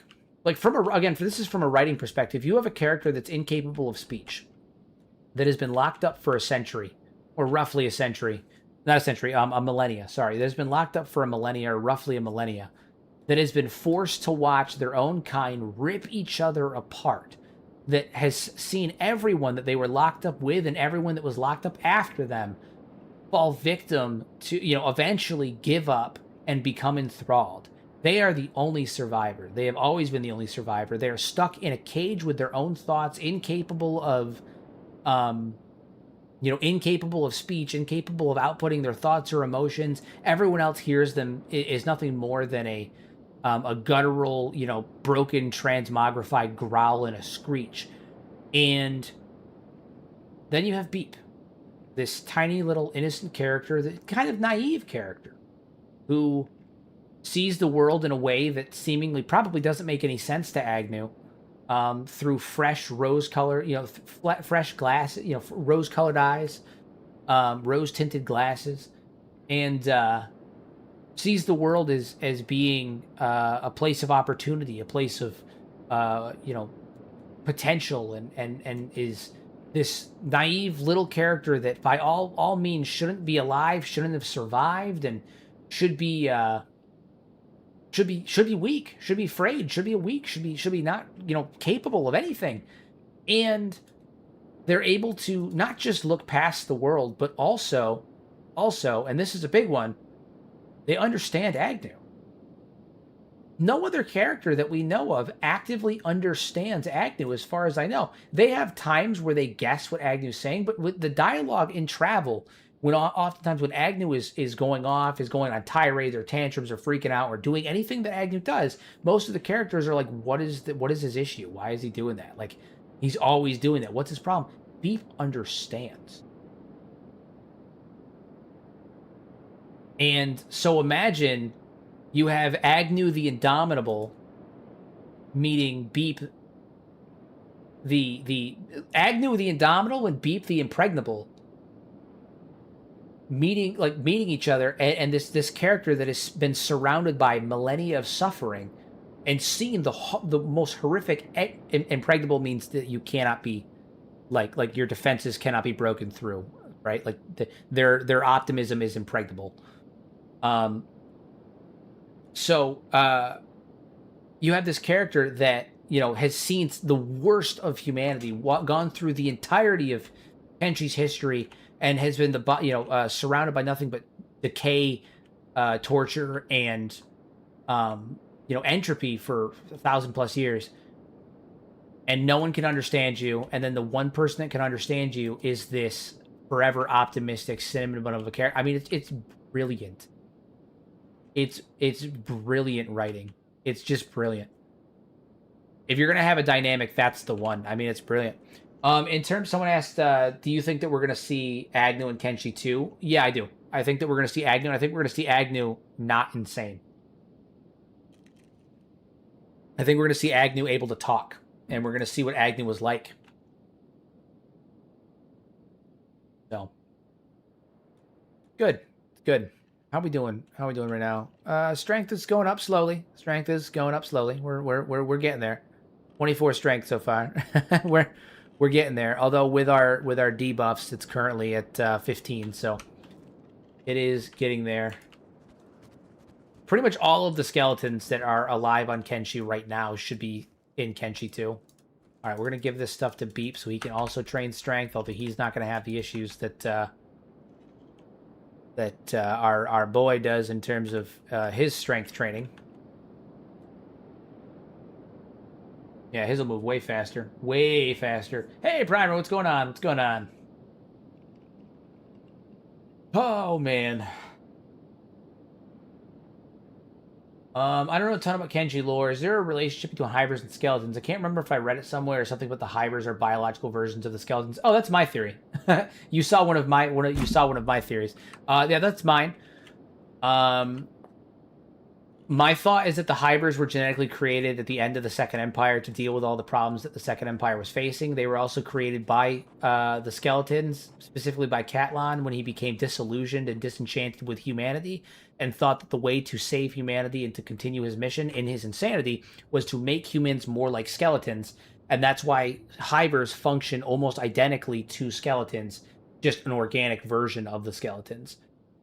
They have different models for different tasks.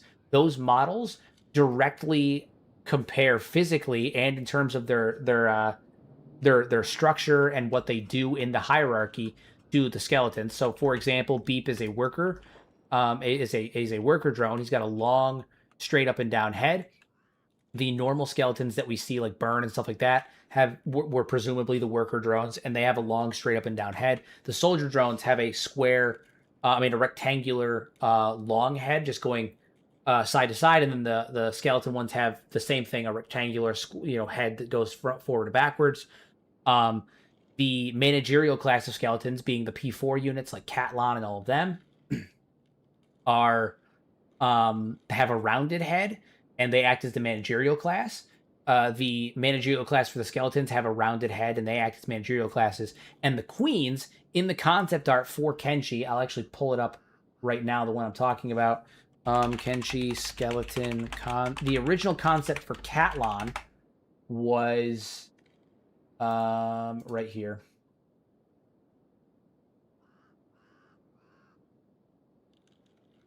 The original concept art for Catlan was this thing right here. Well, let's work. I don't have a Facebook, so was this right here. This was the original concept art for Catlan. And you'll notice that he has like the lion prongs and stuff sticking out of his head. He was supposed to be the kingly class, the leader class of skeletons, right? the queens look exactly like that. They have the prongs sticking out of their head. So there is a type of skeleton that directly corresponds with every single type of hiver. Now, in addition to that, someone asked, well, does that mean that the skeletons once had a hive mind? No. I mean, yes. So originally, during the First Empire, they would have been connected to a mainframe that was used for giving orders and patching, and delivering information and helping them with reasoning and stuff like that, because they're based on they function similar to like generative AI in the sense that they use resources that are uploaded into their head to understand things, and they create new ideas. But now that they aren't connected to that, they can't create anything new, which I've talked about in other shorts. But yes, I have theorized that prior to the collapse of the First Empire, the skeletons were connected to a large mainframe or a hive mind. And that is part of the reason that after the fall of the Empire, many of the skeletons ended up, committing Sudoku and taking their own lives.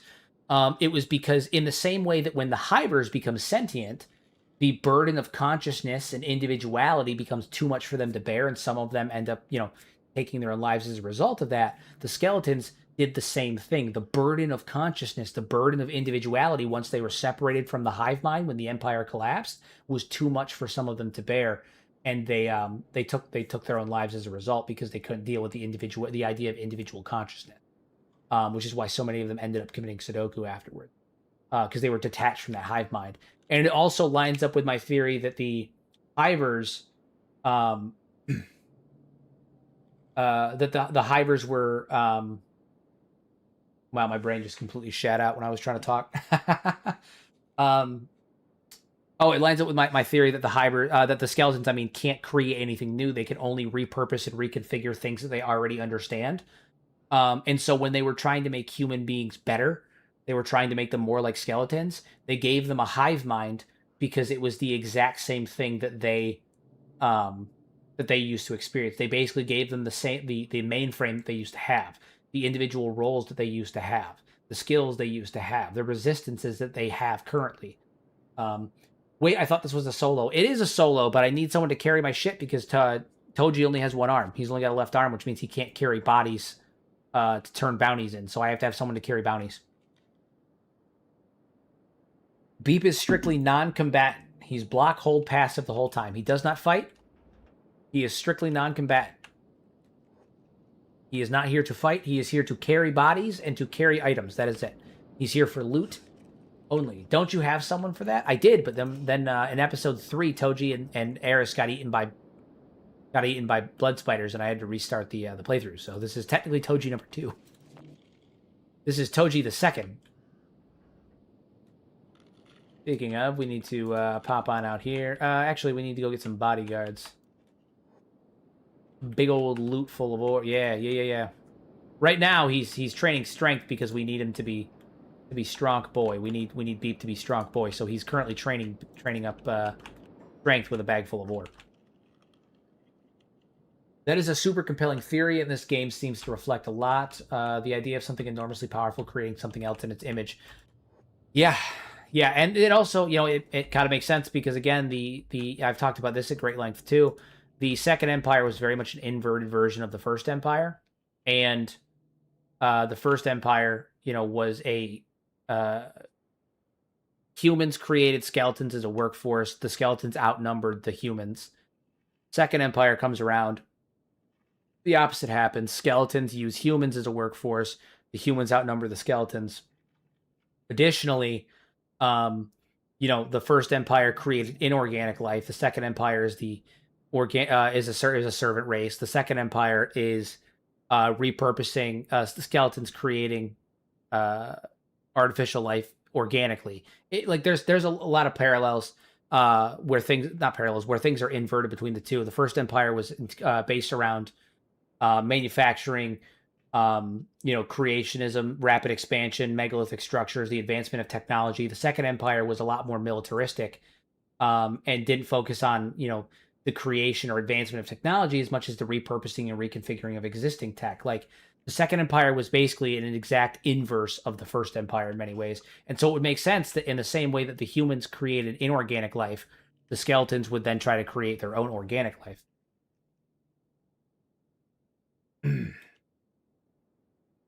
The chronicler of Toji, the single hand. Indeed. Indeed.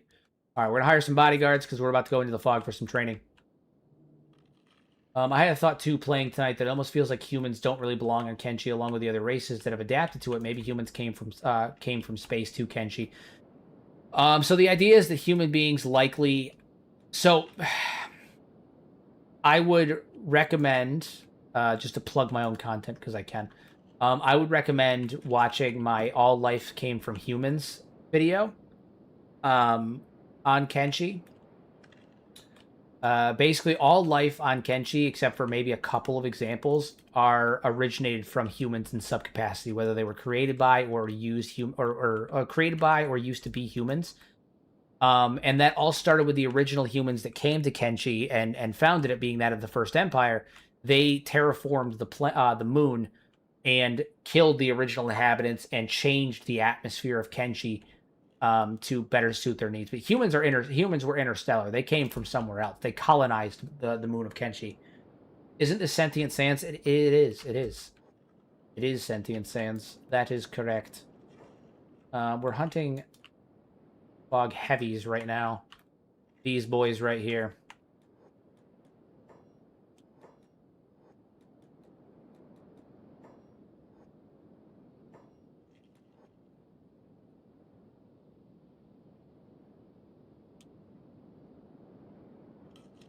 Come on, come on, come on.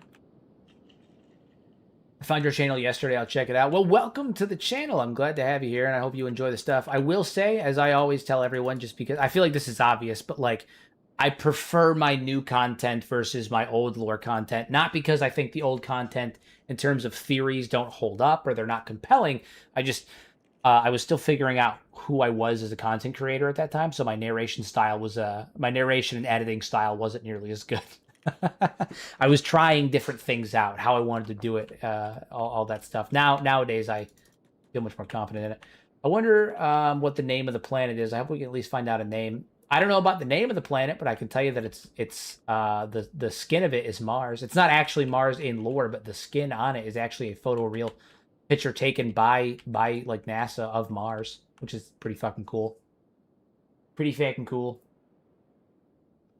What do you think the origin of the Leviathans and the story of why they're at the Leviathan coast is? I think that the theory good, quality bad, what I'm hearing, yeah, kind of. That's the way that I would describe it. You know, it's the same thing that'll happen if you go to any YouTuber and then click oldest and watch their oldest content. It's all not of the toppest variety. It takes a couple of years to get your shit together.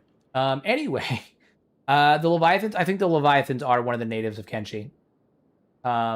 I think that the Leviathans are one of the natives of Kenshi, so... Your most recent content is so good, your lore videos are like documentaries, I could fall asleep to them. Thank you so much. I'm actually doing a documentary, fun fact, on Kenshi. I'm doing a documentary comparing the history of Kenshi to our own history, and using that to fully flesh out the conclusion of what I think the future of Kenshi is, which is a short that I actually had the other day, kind of dabbling into it a little bit, but I'm doing a full documentary on it, and it's going to be about an hour and a half to 2 hours long, based on the length of the script that I have written so far. It's 29 pages. She's a long, beefy bitch. It's gonna be a long one, so. But that's some ways out in the the time frame of me being able to do it. The Leviathans are just kaiju larvae. I don't know if they're kaiju larvae. Okay, so let me break this down a little bit. Kenshi, I had someone comment this on one of my videos today, actually, that I thought was rather interesting. Someone made the comment that Kenshi was barren prior to the First Empire, like, showing up and colonizing the planet and terraforming the planet. And I had to explain that, like, terraforming does not mean that the planet, or the moon in this case, was barren beforehand. That's not how terraforming works. Terraforming is taking an area that is uninhabitable for you and making it habitable for you. And so it didn't need to be barren. It needed to be uninhabitable. And now, in our own real-world history, there was a time not in human history, but in Earth's history, where megafauna existed. Trees and creatures that were massive in scale. Fucking huge, right? And the reason why that was the case is that there was a incredible amount of oxygen in the atmosphere because there was also a lot more plant. I mean, there was many reasons for this, but one of the reasons that there was megafauna that was outputting an excessive amount of oxygen, and that oxygen was in the atmosphere, and that caused the birth of megafauna, right? So like it didn't need to be an environment that people could not live on, that like life couldn't live on. It needed to be an environment that people couldn't live on. And we know based on the bones in the bone fields that there was at one point kaiju-sized creatures on Kenshi, huge creatures. Okay, and we can assume based on like our own history, our own real-world history, that similarly to during that period of time in our own history where in Earth's history where there was megafauna and megaflora and all of that stuff, that there was a high concentration of oxygen in the atmosphere, that when the folks arrived on Kenshi, when the first empire arrived on Kenshi, it was a very oxygen rich environment. There was a ton of oxygen, megafauna, megaflora. They created the behemoths, they killed the kaiju, and they started to terraform the planet to have less oxygen. Good way to have less oxygen, by the way, fun fact, is to burn away the megaflora with, I don't know, eye satellites. Burn away the organic flora to decrease the amount of oxygen being produced by the megaflora, right? Like they use the eye satellites to burn away the mega plant life that was creating the oxygen rich atmosphere and decrease the oxygen levels to levels that are comparable to what they would need to survive. Now, similarly to our own history, obviously when the oxygen levels decreased, the size of animals decreased as well, because they need to be better adapted to food, because as animals go down, plant life goes down in terms of size. Larger animals can't find enough food to sustain themselves and they die out. I think that the Leviathans are the evolution of what used to be the kaijus, and their size has decreased over time to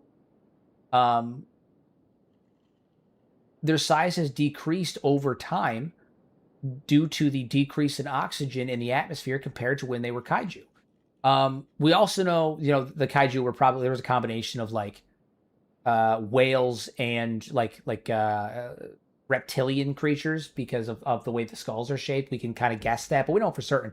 But the main point is that Kenshi was not barren beforehand. Kenshi was an area that was rich in oxygen, had megaflora, had megafauna, and in order to deal with that, they created the behemoths. They killed off the kaiju, or the ones that were in the immediate area, and then used the eye satellites to burn away the fauna, so the oxygen production would go down.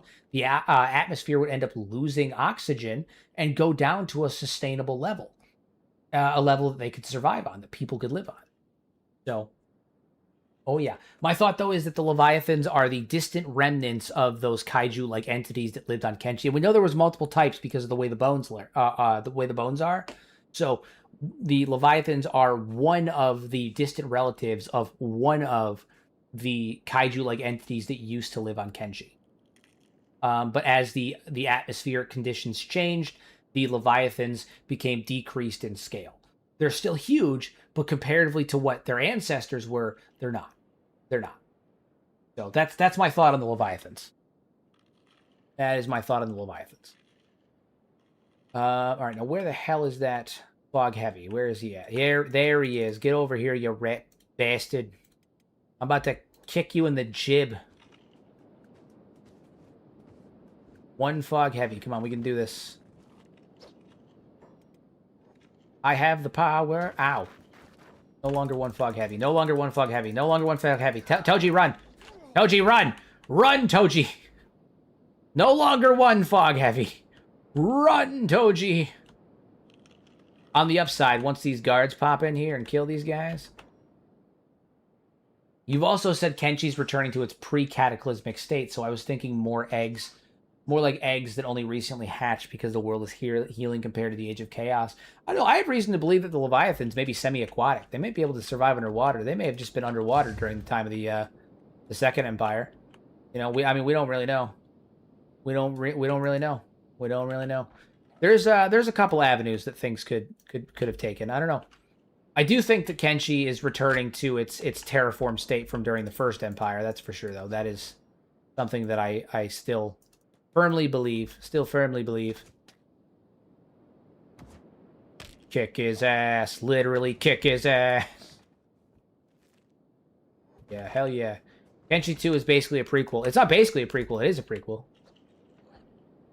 Do you think Kenshi 2 will have more futuristic weaponry? Mildly. It will have more like more advanced tech, but not by much. It's not going to be a huge increase. It's going to be a slightly elevated level of tech increase.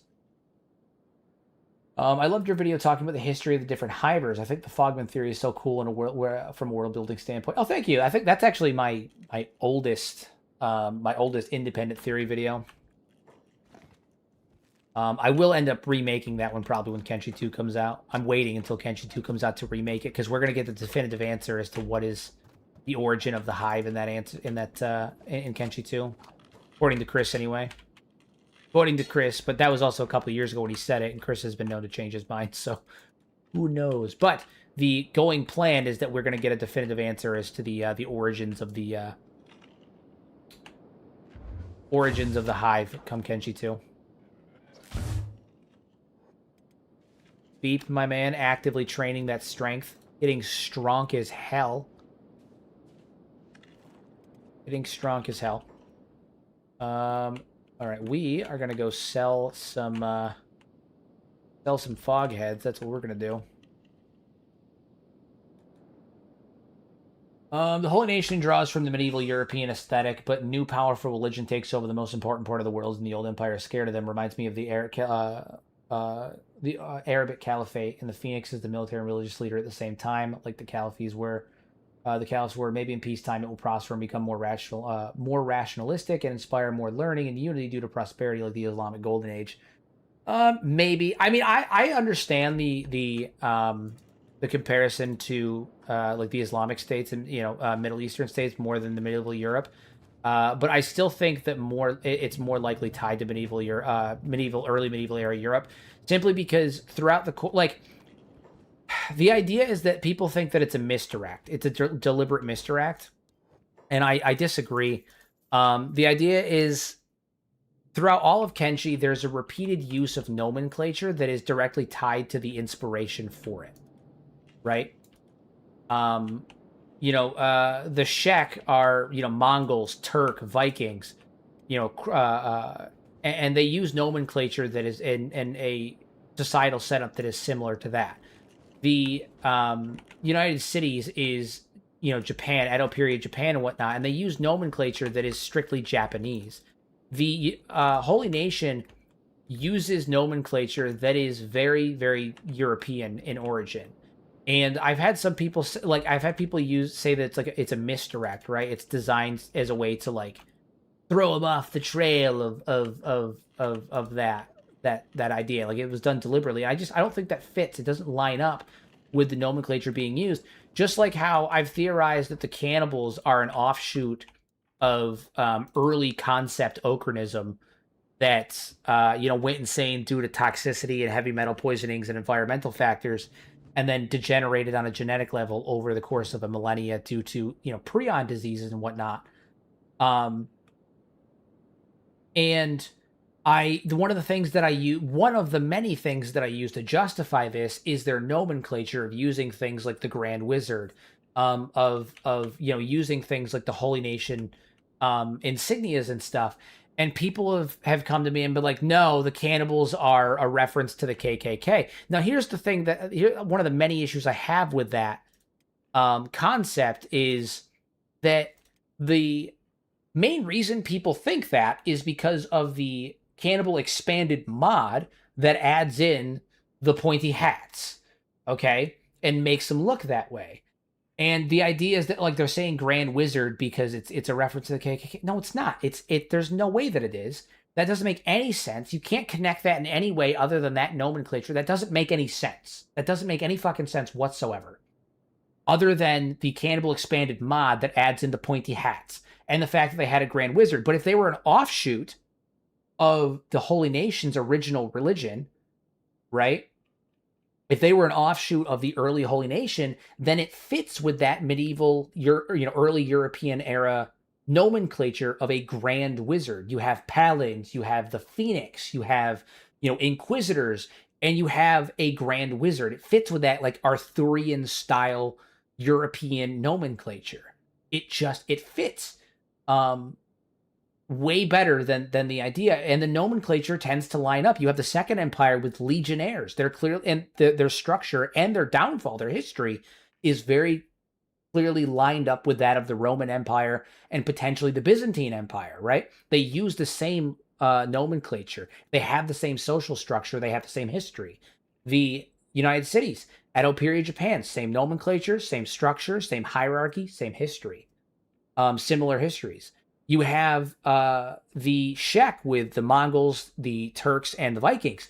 Same history, same nomenclature, same social structure. And then you also have the same thing with the Holy Nation being early medieval, European Arthurian legend style nomenclature, same setup, same structure, that whole the whole thing. Like, it all lines up really well. And so the idea that the Holy Nation is a misdirect while everything else is spot on just has never vibed with me, which is why I can't get behind it. I just can't. I can't get behind it. The nomenclature lines up too well. The social structure, the history, the use of the Crusades, the fact that you have the clergy consolidating power more and more, trying to take it away, from trying to consolidate power, the papal influences and all of that stuff. You have all of this stuff culminating in the Crusades in Bast, and then after the Crusades, right after the Crusades, leads directly into the Renaissance and eventually the Reformation of a religion as a byproduct of that. Like, it all lines up far better with early medieval era Europe than the Middle Eastern Islam, Islamic comparison, at least in my opinion. So, at least in my opinion, the hybrids are AI. They're taking our goddamn germs. They're taking our germs. They're up. Pick that man right there up. Add to the encumbrance. Hell yeah, dude. Beep is he's overloaded. He's carrying all of the burdens, and he's leveling that strength up super quick. He's gonna get strong as hell. Granted, he does have a decrease in his XP bonus, so he does build it up still slower than others. But he's gonna be strong as hell. We're getting Beep up there, man. He's building. He's learning. He's building and learning. Good. It's good. But no, I understand the comparison with the Middle Eastern culture thing. I don't agree because it doesn't line up in the nomenclature and the social hierarchy. Whereas everything else, if everything else was kind of like a blend, like, it's they have Edo period Japan in their hierarchy, but then they use nomenclature from other areas and stuff like that. Like, maybe I'd believe it, but everything else lines up. Everything is clearly derived from a specific culture, and the use of that like Arthurian medieval era paladin phoenix, um, like the holy lord, like all that stuff. It all just lines and points more closely to me to like early medieval era Europe with Catholicism and all of that stuff. I never play a game without opening the secondary menu to see my character's speed and knockout point. Indeed. Indeed. Dude, my fucking schnoz is so itchy. God damn it, man. So itchy. It's driving me nuts. I think it's because I'm all like... I haven't streamed in like 5 days, so I'm like... It's weird. Even though I stream 5 days a week and I am like very consistent about that usually, and like I'm not like nervous about being on stream at all anymore. I feel like if I go 4 or 5 days without streaming, or I go 3 days without streaming, I get like nervous to hop on stream again, and then I get itchy. I get itchy when I get nervous. I get nerves. I get a little anxious about it, right? Oh God, I haven't been on camera in 5 days. This hasn't even been 5 days. It's been since Thursday. What am I talking about? Friday, Saturday, Sunday, Monday. Yeah, this is day 5. It's been 4 days. I'm just clearly a little nervous for. All right, and we're out of here. We're out of here. How many of you guys are still following me? How long are you guys still following me? I know it was 2 days originally, but what is it now? 11 hours? Go off around 2. Never noticed Mongrel has so much corpse disposal. They had to do it for FPS reasons. Gotta get rid of that shit. Otherwise, the Fogmen will build, and you're gonna come here and your game will crash because there's gonna be so many goddamn bodies piled up. How could you be nervous in front of such decadent intellectuals? I know. You guys are absolutely true Chad Ladley intellectuals, and I have no reason to be nervous. No, it's like a subconscious thing. I'm not like actually like, oh my god, I'm super nervous. But I think like subconsciously, I just get a little anxious, a little worked up, a little nervous. It's a subconscious thing. I don't think it'll ever truly go away. I think it's just something that happens to me. I don't think it's ever truly gonna go away. You know what? We should actually go out the other side here. There's another door that we should go out this way. Over this way. Go over this way. Where's Beep at? All right, Beep. Continue to do laps, my guy. You gotta keep working them legs. Gotta keep getting strong, good buddy. While we're out here making money, you need to be in here doing stuff. Oh, I can't pick you up. I only have one arm. Fuck me. Fuck. Fine. I was gonna say we're gonna throw him in a prisoner pole, but I can't do that with Toji because he's got the one arm. Where are you guys running off to? You could stop, that'd be great. Alright, Toji, show him who's boss. Show him what for it mean. You blocked me? Toji, come on, man. What the fuck are you doing? Come on. Get good, my guy. Get good. There we go. He's a squishy little no-hive. Take him down.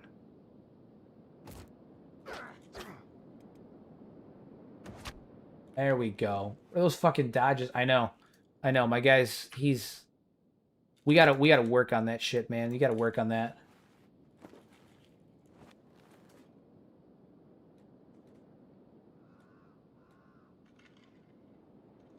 My guy's throwing his whole body weight into every dodge and then wondering why it takes him forever to get up.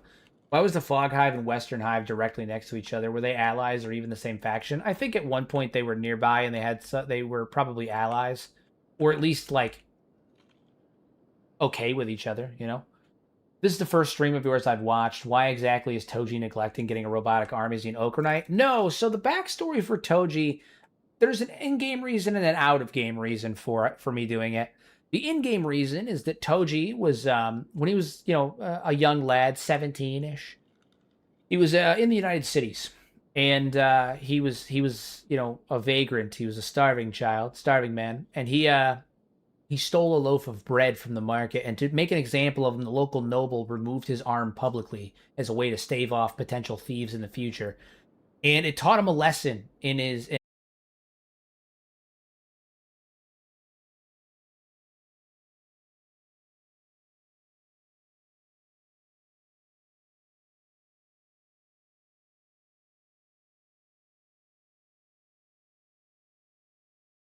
We're back. Okay, we're back.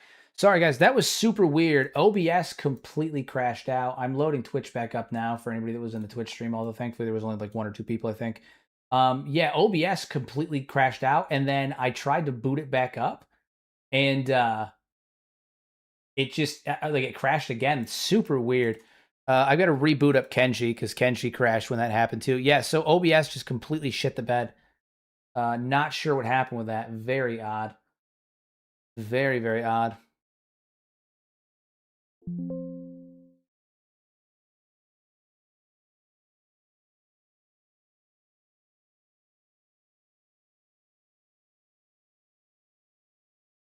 Okay, well, we're going to load back in and all will be well. Yeah, OBS just completely conked out. I have no idea what that was.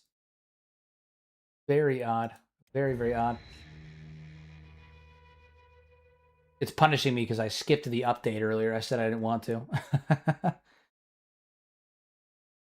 I don't think it was Kenshi, because Kenshi was actually still open for a while. Like, it was fine. Kenshi was totally fine.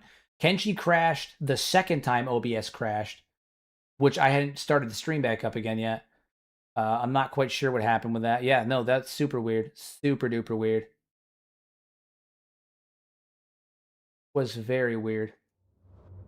Luckily, it had auto-saved right, like, where I was standing, I'm pretty sure. Yeah. So we didn't lose literally anything. But that was very weird. I haven't had OBS crash out on me like that in a while. Anyway, what was I talking about? What the fuck was I even talking about? Yeah, I don't know. I don't even remember what I was talking about.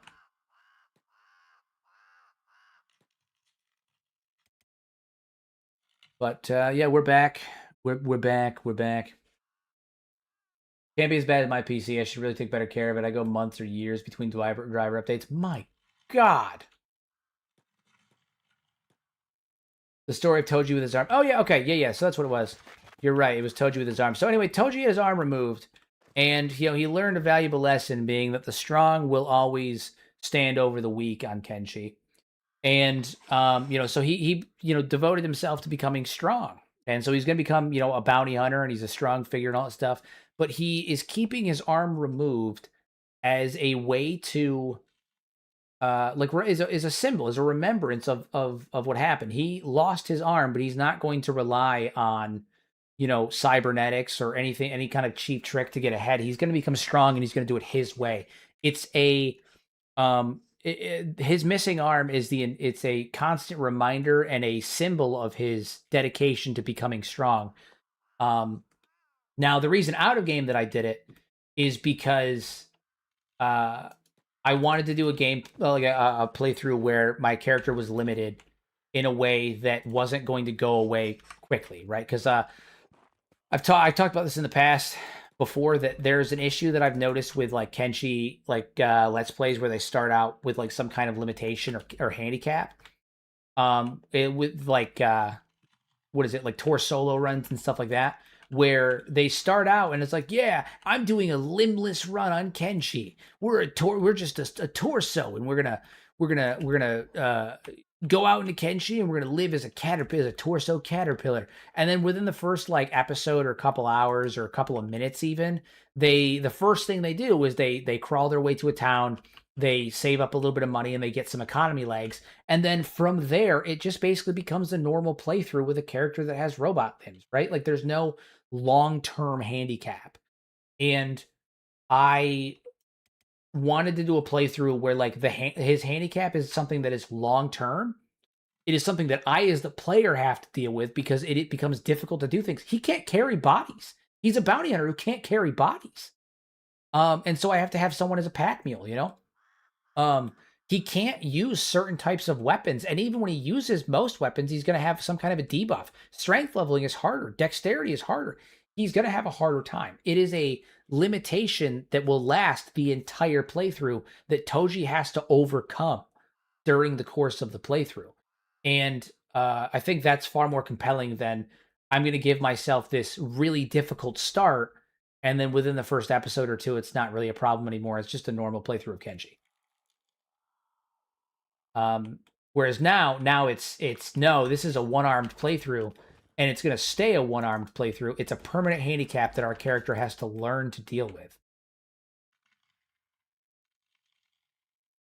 I watched the video where you get built a base in a difficult area. May I ask, what was the mod you used to help build buildings around and pivot? Are you talking about the Shift F12? Because that's not a mod. That's just something that comes in the base game. You hit Shift, you hit F12, you click on the buildings, and you just move them around with the orientations and stuff. So no mod, just that.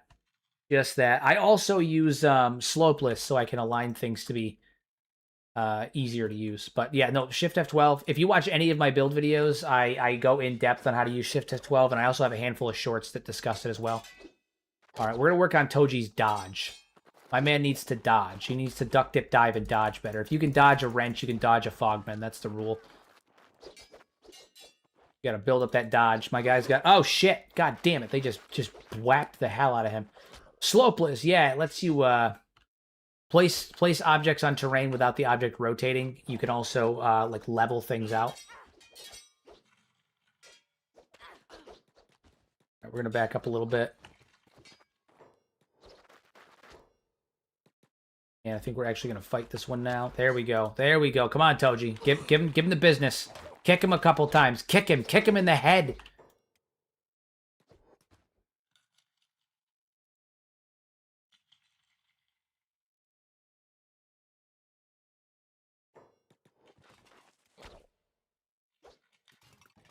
He rolls. He kicks. He's going. Is the open chat? The open world chat is a mod though, right? You're talking about like Sentient Sands, the mod that lets me talk to people like this, because that is a mod. Yes. Yes.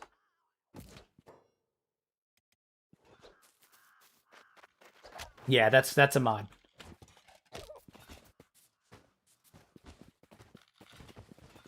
Toji, go ahead and repair yourself. Beep. What are you doing, good buddy?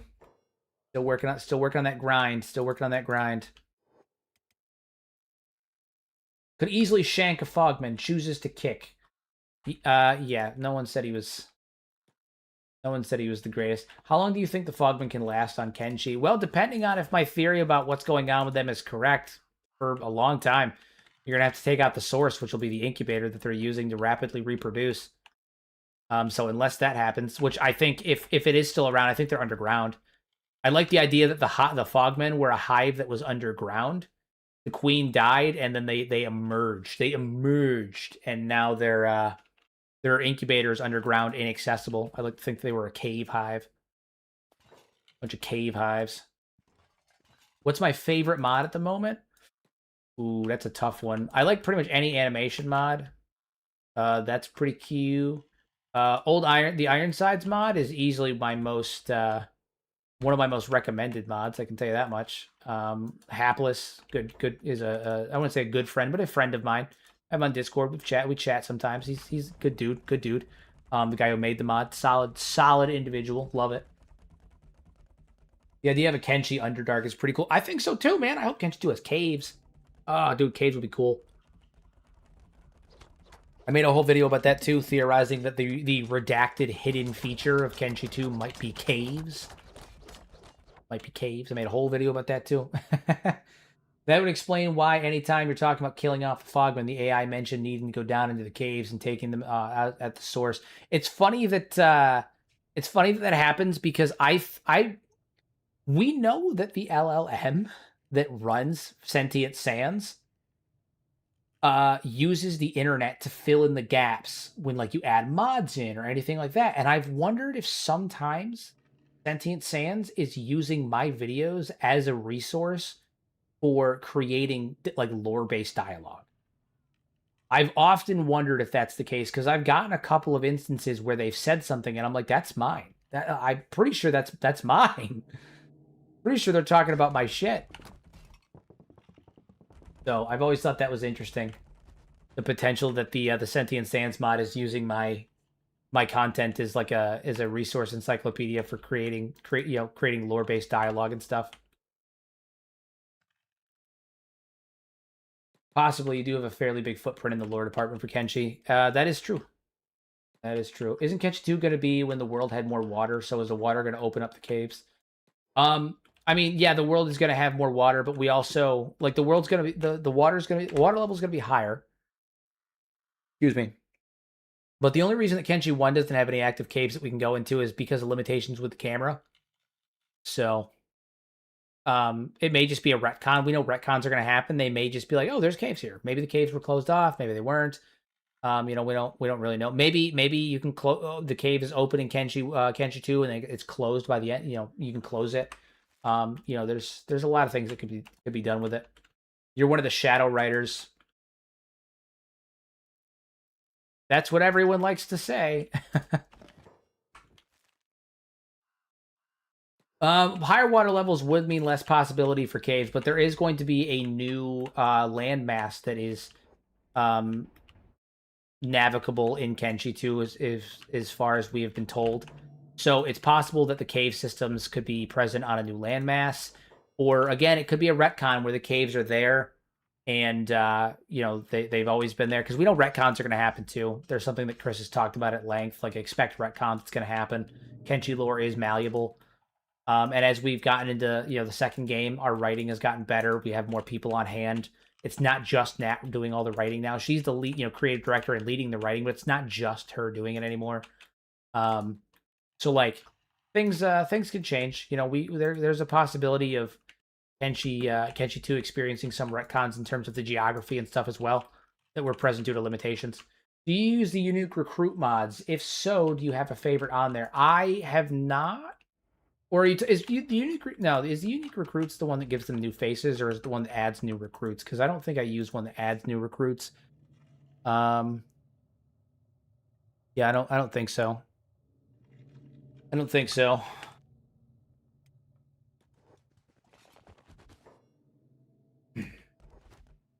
But I do think caves would add a lot to Kenshi in addition. Caves and boats, man. Caves and boats. I think they would add a lot. I think it would add quite a bit.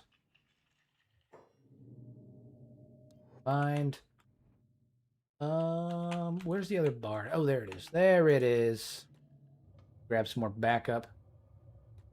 The recruit prisoners mod feels wildly overpowered. I can't resist just knocking down the bugmaster and then bam, 95 in every stat, game ruined. I like the recruitable prisoners with dialogue because at least it adds a level of RNG to it, and certain characters can only be recruited with certain items. Like the bugmaster can only be recruited if you use, you have to bring him a Mega Raptor horn, so like it adds a level of like, oh, you know, yeah, you're getting a tough character, but you have to go kill the Mega Raptor to get him. You know, it requires a bit more work. Is Infinite Wing Wang truly infinite? Naturally. Naturally. He is, in fact, truly infinite.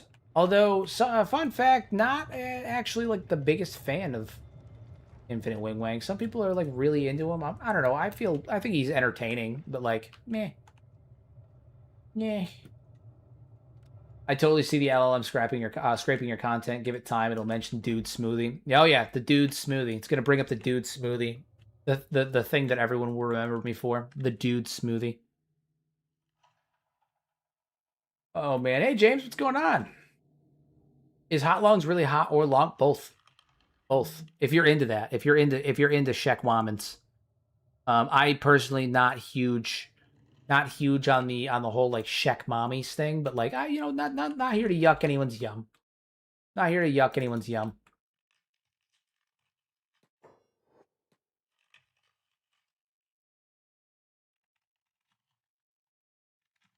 All right. Well, there's no more mercenaries that I've seen, unless they're in one of the other bars. I looked at that one. I haven't been in this bar yet.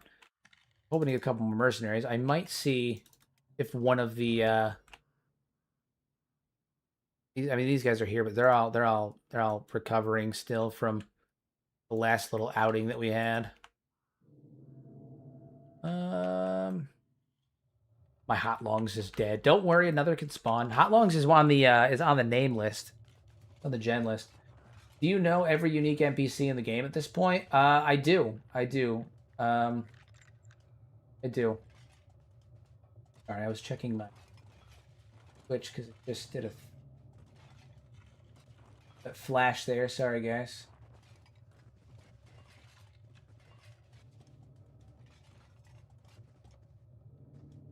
What the hell's going on? Sorry, hold on, guys. My Twitch is being weird.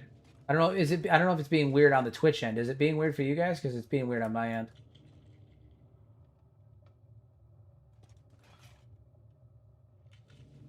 Which seems fine. Okay. All right. Maybe it's just me. Maybe it's just me.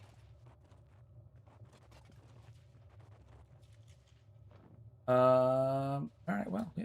Sure. Okay. Fine. That's fine. Fine for me. Okay. Yeah. It'll do. All right, yeah. I guess it's just on. I guess my Twitch page is just being odd. Anyway, do you have like a question about any of the NPCs? Like, is there something in particular that you're looking for? I will try to answer to the best of my ability. I feel confident that I know them all, but you know, Not gonna. I feel confident. I feel confident. I feel confident. I feel confident. How many hours do I have in Kenshi? Oh, last I like somewhere between 25 and 2600. It's a lot. What if someone made a first person mod with VR support for Kenshi? The idea is novel. I'd be horrified. Truly, truly horrified. You know, here's you know what I'm gonna do. You know what I'm gonna do. You know what I have an idea. I have an idea. Where is Ark at? There he is. Ark, my man. My man's Ark. Ark, my boy. Actually, that's not a good idea. Don't do that. I am going to try and convince some of these guys to maybe come with me on a temporary partnership to... No, you know what I need? I need to go to the ninjas and convince them to give me better fucking armor. That's what I need. That's what I need to do.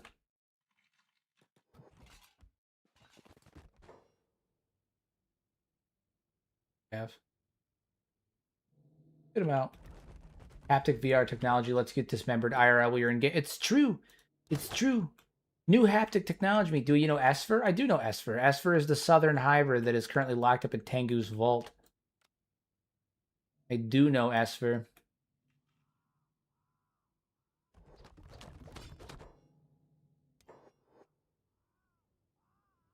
Oh no, shit! That's not what I meant to do.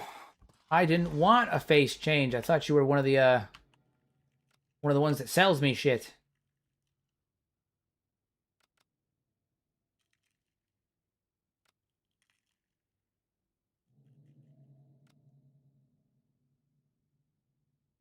Accidentally gets a facelift. Yeah, I know, right? I'm just over. I'm trying to find a merchant, and I accidentally get a facelift. That is not the direction that I wanted that to go. There we go. Luquin.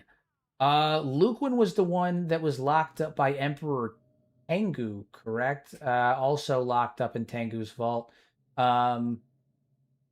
Yeah, he's the one that has really good like assassination stats and shit. He was locked up for talking shit about Emperor Tengu or spreading propaganda against Tengu. Yeah. And Tengu basically tortured him into having Stockholm syndrome.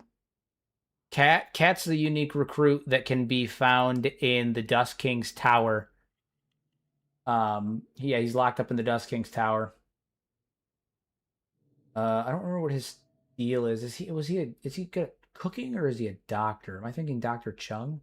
No, he's got medical stats. He's got medical stats. Yeah, Cat's the good medical stats found in the Dust King's tower. He's locked up. Yeah.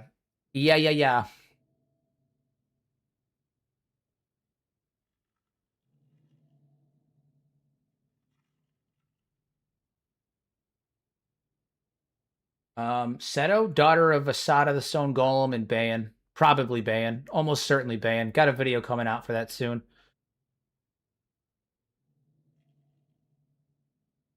There's a Dust Bandit in Tengu's vault. No. Luke wins in Tengu's vault. Cat is locked up in the Dust Bandit's tower.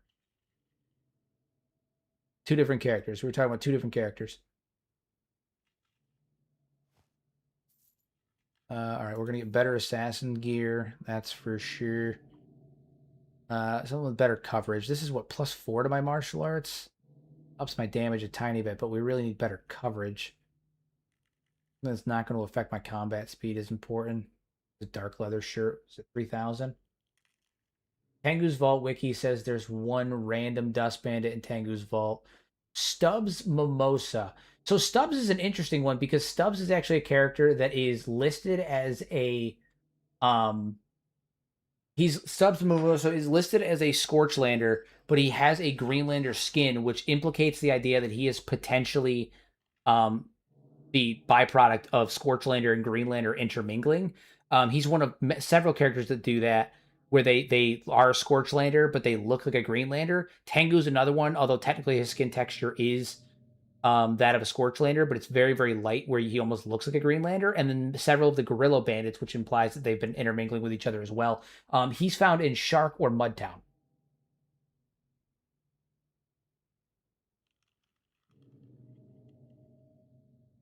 How do you know these? Because I have 2,500 hours in Kenshi. I've spent 2,500 hours over the last 5 years playing Kenshi.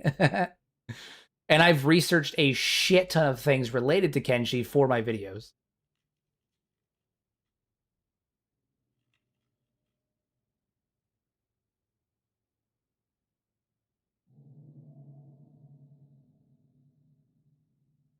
There's a random dust bandit, but also Synclide, who's an ex dust bandit in the vault too. Interesting. These have this is terrible coverage. Yeah, we need to up our coverage. That's really the big thing. Is upping our coverage. Can we afford the decrease in leg coverage? Was it 60 60 13 25 90? There's 22 35 50, so not nearly as good, but better coverage. We need better coverage. 2,500 hours equals 104 days, dear Lord. Yeah, that's what I'm saying. Tengu's got some kind of vendetta against the Dusties. I mean, the Dust Bandits probably just don't want to engage with Tengu's, like, all of Tengu's everything, you know. So, like, they're very anti-establishment, you know.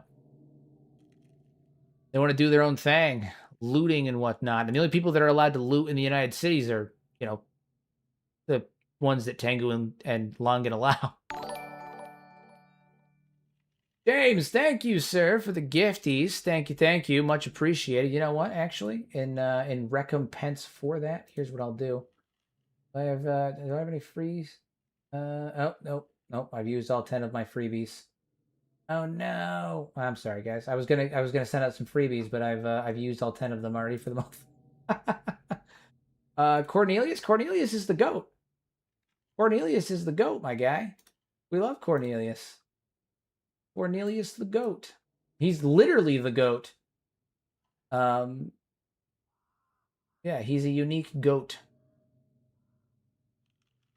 It's funny that you're making me do this, actually. Well, I say you're making me. It's funny that you're asking me to do this because I'm actually the next long form video that I put out is every unique recruit in Kenshi. I'm literally going through all of them. So you're asking at the perfect time because I've spent the last like 2 weeks going through and writing a script for them. So they're all fresh in my brain, which is really funny. Sad Neil is the recruitable skeleton that you can find in the bar in Black Desert City. He's sad boy. He's sad boy. He is a perpetually depressed sad boy. Hobbs, good old Hobbs. Hobbs is the Greenlander recruit that you can find in the fishing village.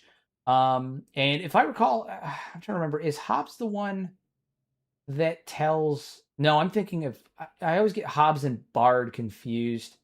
Hobbs is the Greenlander recruit that you can find in either the fishing village, the hub, World's End, Morn. There's a couple of other. He can spawn in a couple of places. Hobbs can spawn in a few places. Hobbs is the crazy old man. Yeah, I always get Bard and Hobbs confused because I feel like they have similar vibes. What is it? Why is there dialogue saying that the Dust Bandits become more active after taking out the Dust King? Because they do. The Dust King is the Dust Bandits are an interesting faction because they're one of the only factions where when their leader is arrested, they actually get worse. They do not stop decrease in spawn until he is killed. They believe in his mission and follow him so fervently that even when he's in jail, they keep doing what they do. Is a masterwork industrial lifter arm or a masterwork steady arm? Industrial lifter arm. Always go with that masterwork KLRM industrial lifter arm. Always the way to go.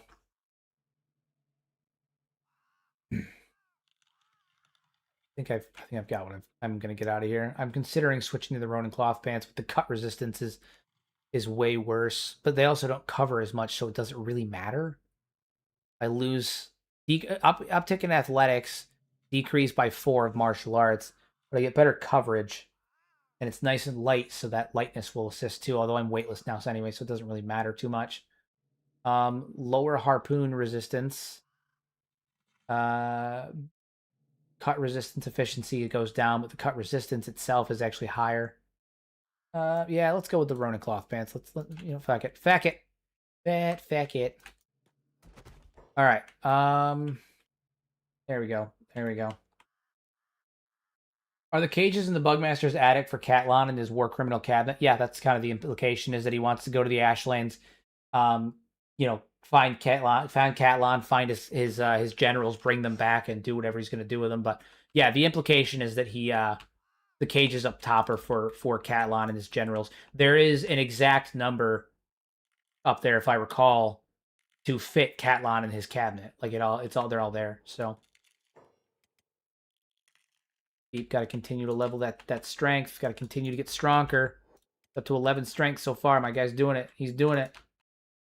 Is a Masterwork lifter arm more expensive than a Masterwork steady arm? I think so. I think so. Pretty sure. All right, Toji's martial arts has gone down a tiny bit, but he should be a little bit stronger, a little bit more durable now, because he's got a higher grade assassin gear and he's got the cloth pants to protect his legs. So he should be a little bit more durable now. Hopefully that assists in this matter. I'm running solo right now, so I got to be careful. My main job right now is kiting.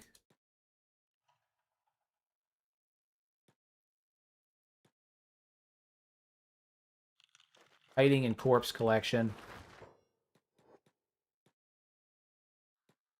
Fight 1 or 2. Yeah, there we go. They're the same price. It was a trick question. Yeah, no, that's fair. Listen, the economic stuff, the mechanical stuff like that, you're gonna get me on. You're gonna get me on. Has anyone tried bringing him Catlon and his generals to see if he does anything? That'd be a crazy challenge. It bums me out. We can't help the Bugmaster. There is no unique dialogue for it, unfortunately. However, that's a byproduct of the lore that we've kind of put together / established for him. So. He's nuts. He's a nuts man. He's devolved.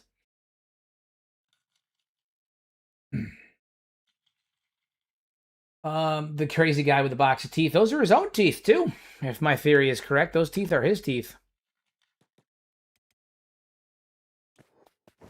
How much time do you think the skeletons were producing Kenshi? Considering they are no longer producing more. I mean, I think they'll be around for a long time still. I think they've still got a few hundred or 1,000 years if they play it right. I think that some skeletons will persist for a very, very long time. I wonder why the Bugmaster has beef with Catlon. I have made so many videos about that very subject. I have made so many videos about that very subject.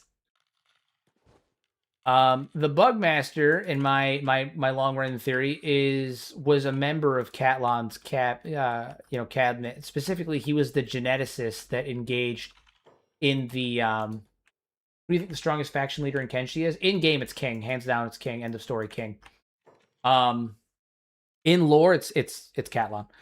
And then Tin Fist, and then Igor. I think that the Bugmaster was the geneticist that was forced to, do the horrible and twisted experiments on the people of the Second Empire that led to the creation of the Hivers, that led to the creation of the Shek, and all that stuff, and as a byproduct of them, the skin spiders and all that stuff. And after being forced to create the Hivers through very, very unethical, fucked up, twisted means, the Bugmaster, ended up, when everything fell apart, the Bugmaster swore revenge and started raising an army of skin spiders who were the genetic rejects in the attempt to create the Hivers. Started raising an army of skin spiders as a way to both get justice for the skin spiders, who used to be people but are now genetically damaged rejects, as well as atone himself for the crimes that he committed under Catlon. And he used gene altering to make himself live longer. Now, we know that to basically halt his aging process.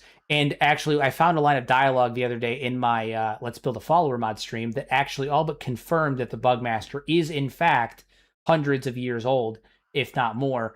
There is a line of dialogue that can be spoken by a skeleton character when going into Iraq that specifically says Iraq is the place that the Bugmaster has lived for hundreds of years. Hundreds, plural. And it's spoken by a skeleton character who's not speaking from a perspective of mythology or, anything like that has been built around the Bugmaster. They're speaking from a literal perspective because they have also been around for hundreds of years, but confirming that the Bugmaster is hundreds of years old, which kind of puts a nail in the coffin for my like a nail in my theory that the Bugmaster was part of the Second Empire and has been around since that time, was able to alter his own genes.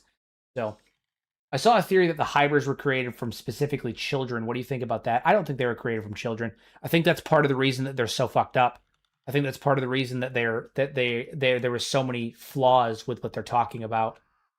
I think there's a reason that's the reason they're that the skin spiders and the genetic rejects were such a problem, because they were doing rapid, high intensity experimentation on people. I think that the Shek were created using unborn children. I think that the Hybers were done by manipulating not children, which was part of the unethical experimentation portion of it. Could the Bugmaster be a skeleton human hybrid, or maybe have spliced DNA that makes him functionally immortal? I would say maybe that he was a human skeleton hybrid, but we know of other characters in the game that are human skeleton hybrids, like the queens that show and are that is reflected in their in game, where they have the incubator and stuff like that, but they're also listed as having like skeleton biology. They're listed as having as being a skeleton, as being a robot. So there's that. As for the Bugmaster, could he have spliced in to make him functionally immortal? Yes, he could have, because there is a creature that lives on Kenshi that is ageless as well, that he could have taken the genetic sampling from. Crabs, exactly, as Frostpunk said. You heard me go on this rant a few times. It's crabs. In real life, lobsters and crabs are functionally immortal. They don't age. They only can die from dying in battle or dying from exhaustion trying to molt their shell, because they continually get bigger and bigger and bigger. But they don't age. They only die, due to battle or exhaustion, or they asphyxiate in their own shell because they can't break out of their own shell, because they get too big and it requires too much energy that they can't keep up with in terms of food consumption. But if you have someone who's capable of creating the Shek, of doing the manipulation to create the Shek, doing the manipulation to create the Hybers, then isolating the genes that would stop, create the production of enzymes that stop the shortening of telomeres, on one's DNA to halt the aging process or slow down the aging process, that's child's play comparatively to creating Hybers and creating and creating Shek. Child's play.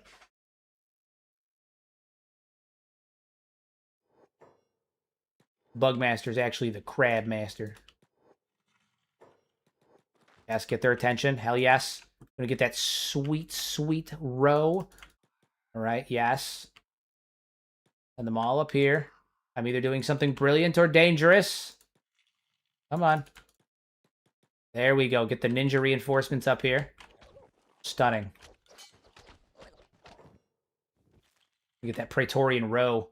The Shek are genetically stable. The Hybers are more unnatural in the reproduction. Yeah, because it was done like typically when you do any kind of adjustments to DNA in like designer babies or anything like that, you don't want to do crazy rapid fire alterations. You're going to create something that's completely fucked. You're going to cause genetic damage. You're going to completely screw everything up. You want to make minor changes. And that's why the Shek used to look human when they were the enforcers, because the changes were done minorly. It was a temperament thing. Make them, more durable, make them more violent, make them, all of that stuff, those things. But they looked human.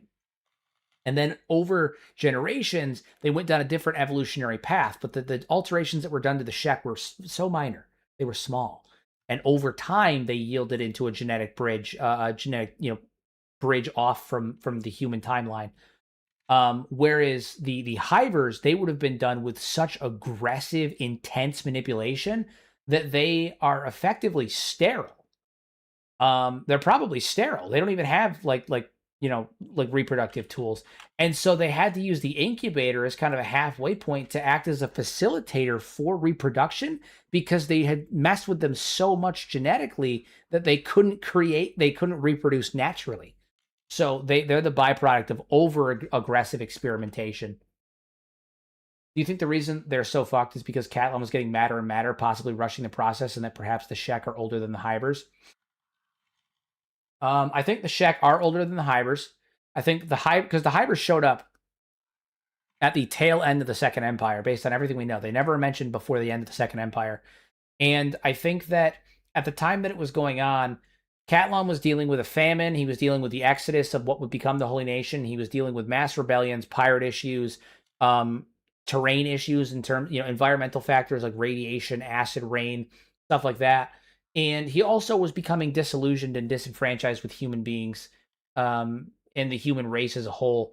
And I think that what he wanted to do was he tried to fix all of his problems at once, make him better suited for the terrain, make them easier to reproduce, so like make them rapidly reproducing so you can create a population faster, make them easy to control by using a hive mind, make them resistant to environmental factors like acid and radiation, make them easily replaceable, make them easily controllable, make them require less food or capable of eating rotten food. The Hydras fix every problem that Catlon was facing at the end of the Empire, and I think that he tried to fix all of those things at once. And he also tried to make human beings more like skeletons because he was becoming disillusioned with skeletons. And so he used skeleton kind as a template and then tried to apply all of the aspects of skeletons that he thought were superior, or that would assist humanity because skeletons were superior because they could survive all of that stuff. And he tried to apply it to humans, but it was done so aggressively and all at once, and it created these fucking abominations. And that's kind of why they are what they are, Do you think there's any life in space near Kenshi on space stations, maybe skeletons? I don't. I don't. I think that Kenshi was a seed colony. I don't think that there's anything nearby. I think it was a seed colony sent out to the into the stars for the purposes of expanding human influence and reach into the stars. But I don't think that there is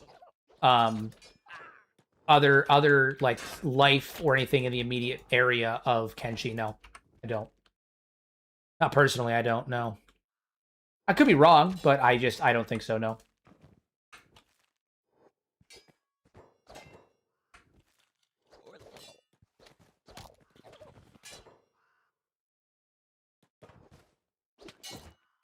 Kick that man. Kick him in the ass, literally.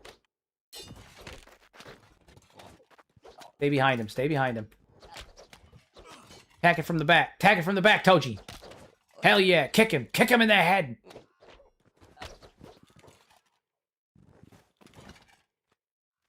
Hell yeah. Hell yeah.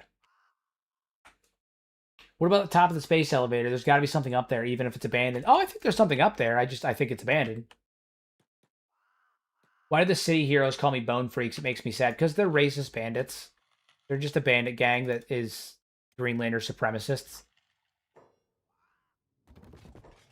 They are the byproduct of the rampant discrimination that is present in the United Cities, in the class system, and they just take it to they just take it to the next level. They're just racist bandits. That's all. Just your run-of-the-mill racist.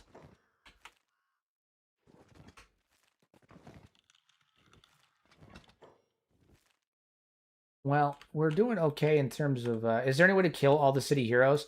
So it's supposed to be that if you kill Lord Mirage, they stop. But I've had instances where I've killed Lord Mirage. I've turned him into slaves. Like I've turned him into a slave. Like sold him into slavery. A bunch of other stuff, and he always comes back. And Lord Mirage doesn't have diplomatic status, so... Are they not a city militia? I thought they were like a citizens militia. No, man, they're bandits. The United Cities regularly ends up fucking attacking them in game because they're bandits. They're just bandits that happen to like be able to move throughout the United Cities because they have a like okay relation there. Like they have a neutral relation with them. But like, yeah, they're just bandits. They're just bandits. In the game files, they're listed as bandits too. They're not listed as like Lord Mirage is not a diplomat. Like, there's a theory running around that maybe Lord Mirage was like a lesser noble that like is trying to make a name for himself or something. But like, there's not, other than the fact that he calls himself Lord Mirage. That's the only evidence we really have. Everything else kind of points to them just being fucking bandits.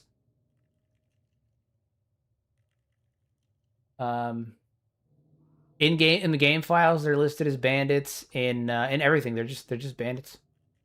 Just banditos. Just banditos.